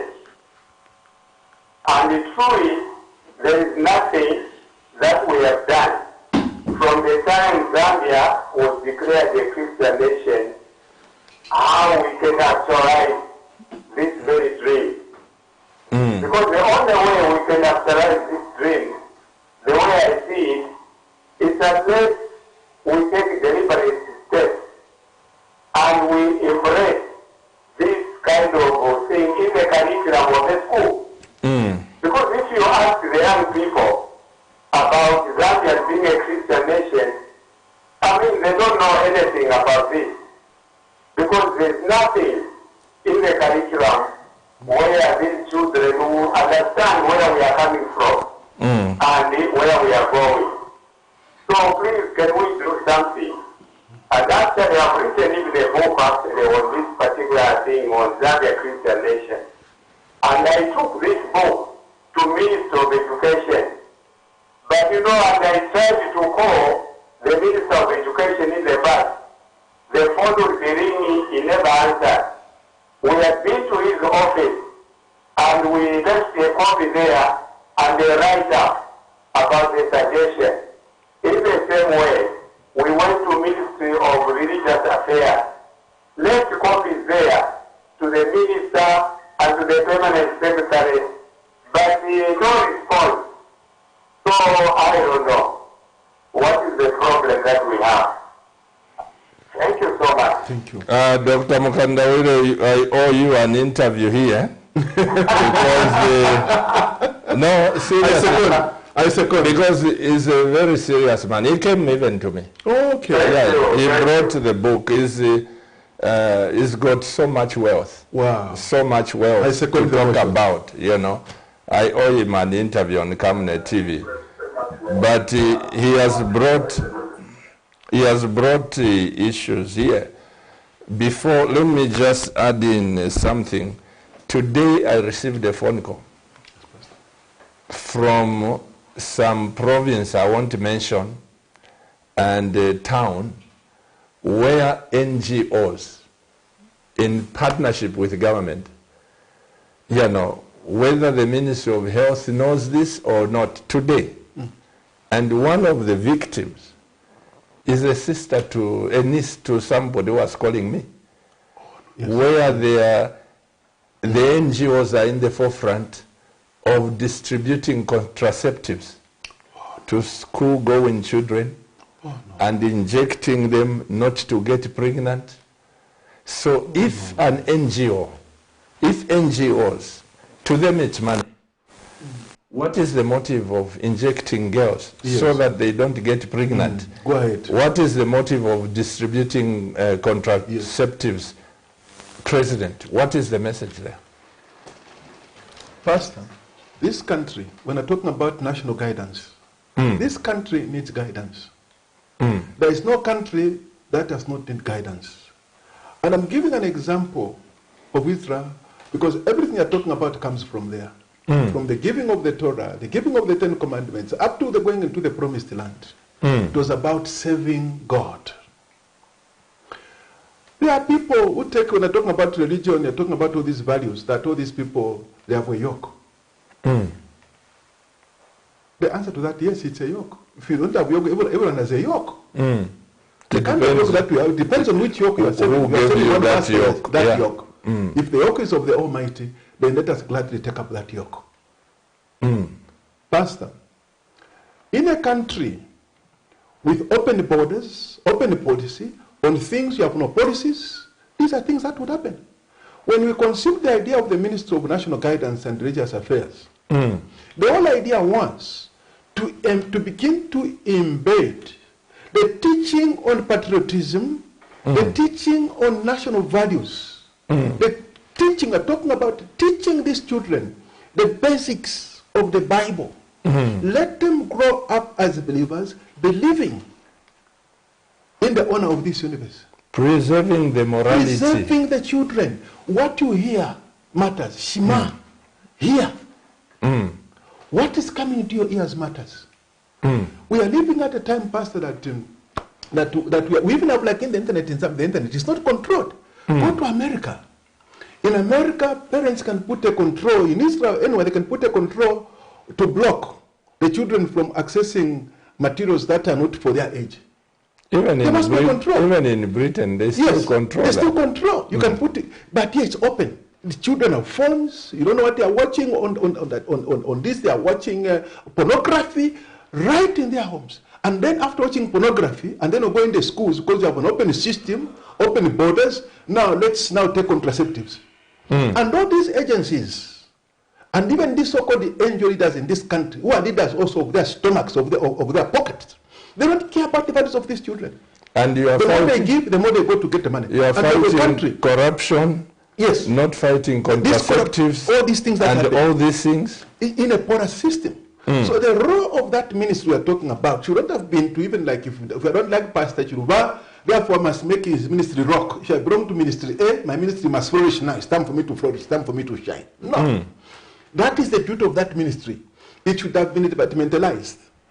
Department on religious education, department on evangelization, strategic evangelization, different departments, so that even our foreign missions are above, outside the country, sorry.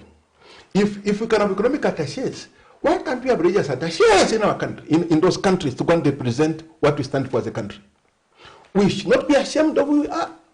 In fact, this ministry called the Ministry of National Guidance and the Religion, in other countries like Islamic countries, it's called Ministry of Islamic Affairs and Other Religions. They're not ashamed to declare their God. Even in Saudi Arabia. Yeah, and other religions. But look at Zambia. No, we are tolerant. No, you cannot tolerate what you don't believe in. All you can say is that we are this, and therefore if there are others, you can't say tolerant. No, if there are others, yes, they can exist. But at the end of the day, you have chosen, you have declared who you are as a country. Don't be ashamed. You have accepted the You have accepted. I mean, whoever comes Christ, must accept generally all these principles that this country believes in. And this must be a lifestyle, Pastor. This is what we're talking about. President, maybe there are people with text messages. Okay. May we read some text messages? Thank you. Mr. Director, please give us some text messages. Pastor, I think Zambia as a state has to stand up and make things right. I think we need leaders like Mr. Chishimba. Thank you. Thank you, Pastor. Compliment. Good evening, Pastor. I'm enjoying the program. Keep it up. The President is talking very well. I hope these people in public office listens to you. This is Auditor Patrick Gondwe. Thank you. Those Chinese people, government chase them or take them to jail for killing innocent souls. Those, they are silent killers. They have killed a lot of people, which is true. Which is very true. And for it even by shooting, remember the shooting? Oh yeah. In Mamba. That was Mamba. This is Mamba. That time. There is in Mamba. There is a place, Honorable. Let me read. Oh. There is a place here. Yes. The Chinese people have got a range, firing range. They go pam pam pam, test pam pam. I've been there. Look at that. And the government they're allowing them. So Pastor. I wonder where we are going as a state. Pastor. Not only the Chinese, even the Asians, they are, Zambians are incapacitated. They have become foreigners in their own country. We have lost our sovereignty. Pastor, on day one, as President of the Republic of Zambia, if I were President on day one, Zambians will know what it means to be Zambian. This is our country, this is our land. You know, it's now that I realize that the value of the words that we listen to when we are growing up, they matter. Growing up as a little kid, Mama Chikamunika talked about the struggle, Mama Warachimukuru talking about what they went through. Uncles, these are freedom fighters. I had no idea that growing up in a family of nationalists meant that those values were being inculcated, were being imparted to me. I'm not saying I'm the best pastor. I'm just saying I was privileged to grow up in a family of freedom fighters. No, you can even see what the Akashamba was. Brilliant son, Akashamba. Akashamba was the Kumbulas, Bodwin in Kumbula. He was a good friend of mine. Akashamba, when they're speaking, even Bodwin in Kumbula, brilliant sons of nationalists. Oh, yes. This country must be, it's time to take back our land. It's time to reclaim or to actualize the independence dream. We can't say we're independent in a country where people are importing even underwear, second-hand underwear. China for a more, let's take to Zambians. Then from there talk about even, and we're accepting all these things as investors. Literally, pastor, underwear, pastor, underwear, very second-hand. Who tells us that this is how this country must be? 2 weeks from China. China moves across. We have traders. Even our own patels, that these were the patels, those who are running soups in Kamara could go and negotiate. They have disappeared. At least those are Zambians. This country, President, I bleed. It's time that we took over the reins of this power. And when I'm talking about taking over the reins of power, I'm talking about taking the power back to the people of Zambia. One time this country has a system which was delivering. You remember the time that councils had all the power? We had PWDs, government vehicles being repaired by PWDs. PWDs doing works in councils. Chingola was even the cleanest town in Africa. You remember, Pastor? Now today, you kill local authorities, and then they are saying everything, whatever a council is doing, everything must go to the minister. This must come to an end. Why do you want to create NHA, National Housing Authority? Under UPP, that NHA will be scrapped off. You don't need the NHA. The Department on Housing and the Public Works Departments at the county level, because we call local authorities counties under our system, they are the ones that must be the houses. This concept of site and service must come back to Zambia. You know, citing, councils must cite the areas. President, I'm not inciting anything, but to see like that Chinese in our country, my heart bleeds. Imagine country. That is my sister. In our country. That is my cousin eating rotten stuff. And then even with work as a pastor, this issue of people working 24/7 and people eating something rotten. I hope Kajoba is seeing this program, because if nothing comes up there, it will expose the weakness of the leadership. They are killing the people. I'm telling you. And then let me say this. Leadership is not about public relations. Facebook, oh, now we are live. Oh, now we are doing this. No. Incumbency is not defended by public relations, it's not defended by public relations, by what you are doing on the ground. The problem is, we want to appeal to the people every time, oh, now we are live, oh, now we are doing this. No. Work, defend the people, account for each and every life. When it comes to defending citizens, how can these UPND cadres, they want to beat up a DAO in Kasama? Others are warning the same things that we talked about. And by the way, these cadres are back on the bus stops. They are back in the bus stops. They are collecting money. And that Kasama issue, surely you can't. And you can't. And then that's what I'm saying. That you don't have to wait for the president, because even the president himself. What we are saying is that these things are not matters of public relations.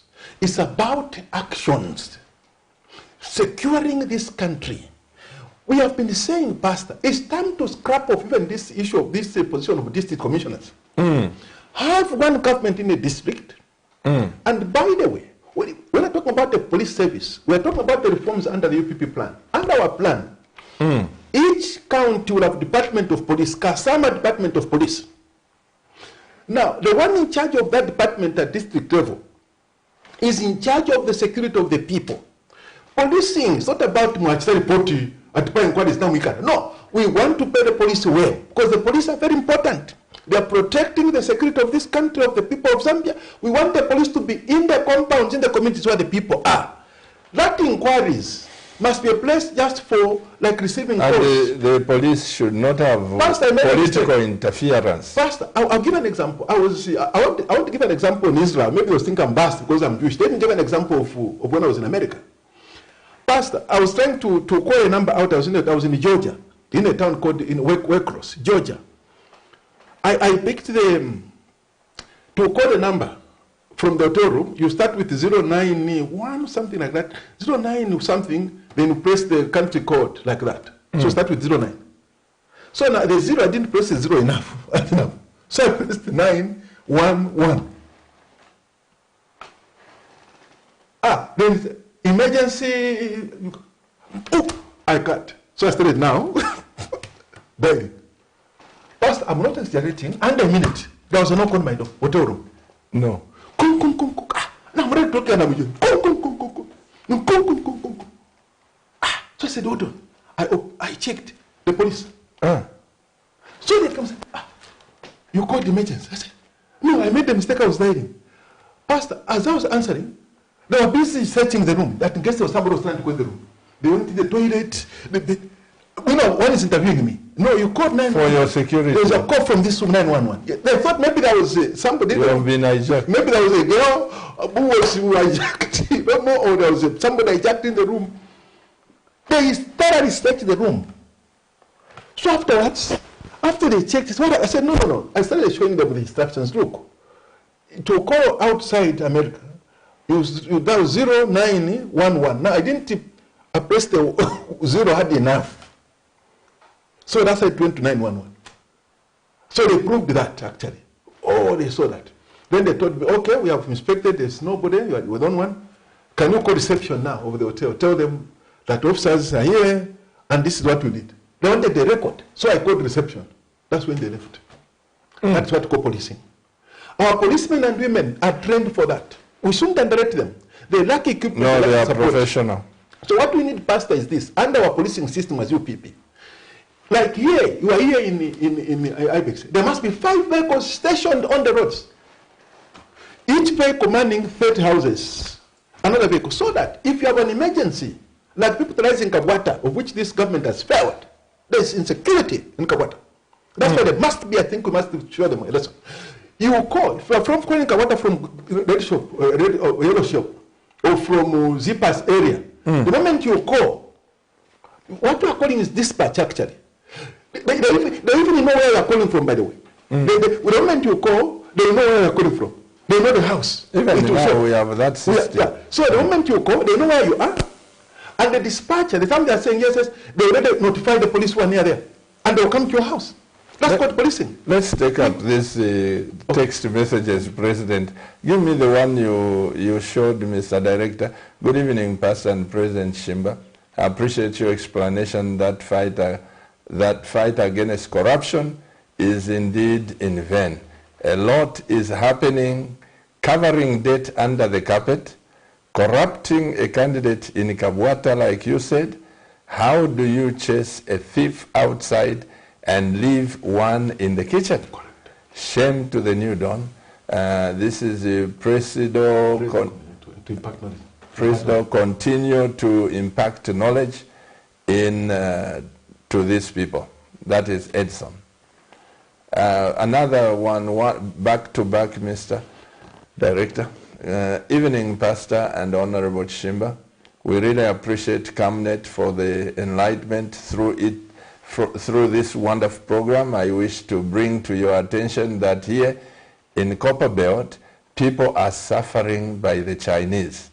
At NFCA company, JCHX in particular, we have a lot of Chinese who are just there to give drinks and buns, as well as making attendance register, giving employees absent to people who have worked without proper reasons as a way of saving. There are the companies. Yes. if government officials are reading, Yes. and the police, they should check out those campaigns. State capture reminds me of the Radio Phoenix morning phone-in program on 26th May 2008, where a Chinese national stated on the program that as long as they were in Zambia, some people will never be president. Target was MCA. Who is MCA? That's Michael Chilufyasata. Michael Chilufyasata. Then, we need to emancipate ourselves, Mubanga. Yes. Pastor, look. Good evening, Pastor. Let's read this as the last one. Good evening, Pastor and Dr. Chishimba. My name is Kunda from Lusaka. What advice can you give to those youths who were beating up the DAO in Kasama? We have said this consistently to young people of Zambia, that anyone who comes to you, gives you money, go and beat that person doesn't love you. Absolutely. A proper leader would want to do something for you, to give you a job, to give you the capital that you need, to mentor you. It's only Zambia where people seem to be billionaires. There's some kind of being a billionaire which is not different from foolishness. And I'm sorry to say so, but I'm stating reality actually here. You see, this life that we have, every time you wake up, know that you are here for a reason. And the question is, it should not be what will God do for me, what will I do for God? What does He want me to do for Him today that He has brought me? I'm here. So, if you say you are a rich person, don't abuse young people. Think of how you can mentor them. If you're a businessman, you run businesses, how many young people have identified countrywide? All the districts, come up with a mentorship program. You can say, I'm going to buy minibuses. A private business person can do this. I'm going to invest 5 million to share with the community. I'll buy 1 bus per district. Can you form cooperatives? I'll start with districts. Form cooperatives. I want to mentor you to be transport owners. So even when you stand before the Almighty, you are able to account for what you have done. You are doing good for others. Because at the end of the day, Pastor, nobody is remembered for how much money is spent on himself. Nobody. Nobody is remembered for what good he did to himself, but the good you did to others. Or the beautiful house he lived in. They will not remember you for that. So, when we're in the remember the story of Nabo. It was Nabo, I think. Nabo, the husband of Abigail. Is it Nabo? The rich man. David is fighting the battles of the nation of Israel. King David. He sends his men that, please, let's go and ask for some food portion. We are fighting for the battles of Israel. Even that businessman was benefiting from the fighting that David was doing in Israel. And then this person, he says, he refuses. The wife, why his wife had. And that's how Abigail started now to prepare the, because he was drunk, enjoying wine and dining. What do you go with those things? It's all vanity, it's useless. And then what happened? Abigail took some portions and then went. Now, when David's men went and told him about Nabal, he said, okay, tomorrow. He was going to go and deal with him. But heaven heard and took care of that foolish person. He perished. And the wife was honored. You see, everything. There's a Hindu, a saying in Hindi language. I can't remember the Hindi language, but in English, that every grain of rice has the eater. If on that grain of rice is written a fly, in Hebrew a fly is a vuv, lunch. But who can eat rice in the lunch? Pastor, you eat rice mash, it went up because that's the name which was written on that. So there are people, you want to eat even what is meant for lunch. It will shock you to death. You can't have everything. Think of others. So those young people who are being paid, threaten this one, go and shoot at this person because he's a competitor. Please, refuse to be used. If these people love you, you as young people can't be washing dead linen. Look, there are young people, Pastor, genuinely, who fought during the time of the PF, who are campaigning under the current ruling party. Today they are outside. The same people who are part of the wrong system, they have positions. So can't you think as a young person that why should they use me now I fought, I sacrificed. Some of them were imprisoned. Like this young man, this is Motomola, whatever. He was even imprisoned. He was among the cadres who were imprisoned. The councillor for Kamwala, is it Simanda? What's it, Simanda? I don't know. Smart. Very, very progressive thinking young people. Today they're just councillor. The people, because those people, those young people, take that smarter, whatever. You put the minister of local government, you see what it's going to do. Because they have this zeal. The people who transformed this country were young people. The first cabinet of Kenneth Kaunda, the people are not even as educated. There were a few graduates, like the first finance minister, the Arthur Winner. Others, they were not even graduates. Others were certificate holders. But look at what they did. They embarked on a program called import substitution. What was import substitution? It was about value addition and Zambianization. They began to industrialize. They didn't look at tribe. It was this country across Zambia. Let's put Mansa batteries here. Mwini Lunga, Ego Industries, Murangwa Industries, that is making bicycles. Kawambati, across the country. And this country had more jobs than the President. people. So we need to go back to winning ways, Pastor. Take power back to the people. Stop being used as a youth. Stand up and say no. Nothing for young people without young people. It's time for you to say no to economic hitmen, to users. To them it's business as usual. As long as they're putting public relations, now we are fighting corruption, meanwhile they're paying themselves. Look at selectivity even in the paying of supplies. There's a problem with this. President, may I ask a question as we have come to the end of this? Always being with you here, I think we need 5 hours. I think so. To educate to the nation. I think so.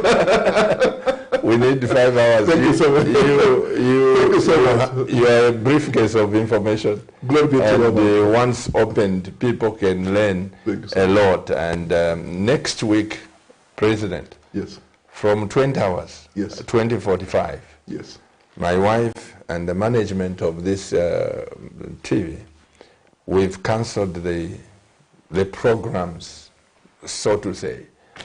There will be a Nation Under God conference where from 20:45 to 22 hours, 22:30, we just want to honor God. Wonderful. Because this nation, where it's going, and where we are as a people, the Bible says, blessed is a nation whose God is the Lord. Correct. Will you take time to listen to the men of God and the women of God? I wish I could even talk about the Brit.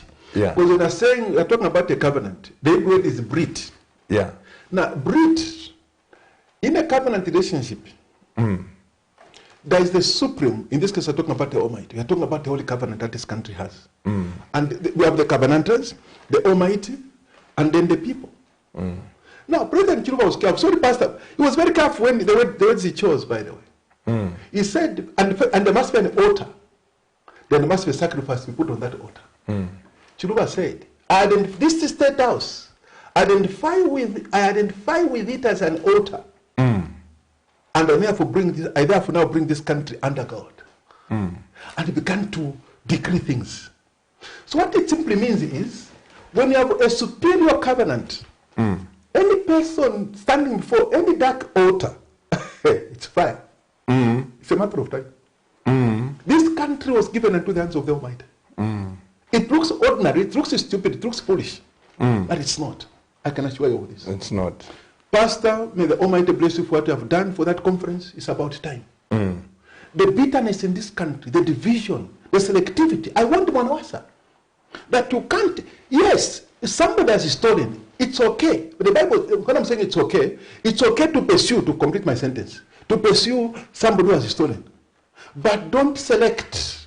There's a scripture that says justice, justice. It's in the Bible. I think Devarim, that's Hebrew, it's Deuteronomy, I think. Justice, justice. Pursue justice.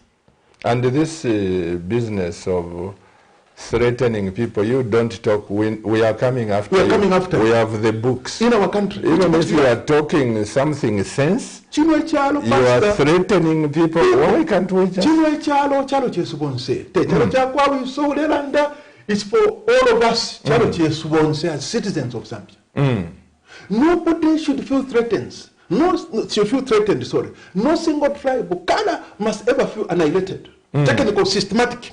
No, we do this, then. No.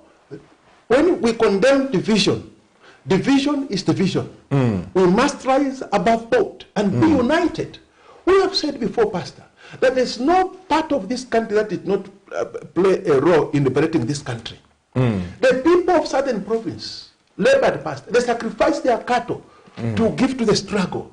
The people, the first person to come up with the concept for freedom was Mr. Donald Swart, Enamwanga.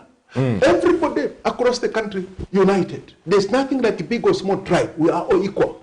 And in fact, I must say this, even this issue of saying, when I'm reading the news on NBC, no major languages. There's nothing like major languages.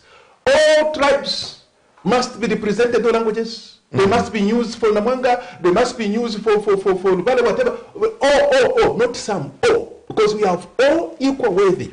Because without, we need unity. Like our fathers, then if it will take 2 weeks to go around 4 tribes to be aired on TV, let it be so. If it means opening more channels, under the NBC channel 2, channel 3, this channel, we have 30 languages, another channel 30, another one 30, and 2 we cover all. We need to do this. We can't afford to lose any language, because language is the property of God. Are you standing in Kabwata after what you suffered?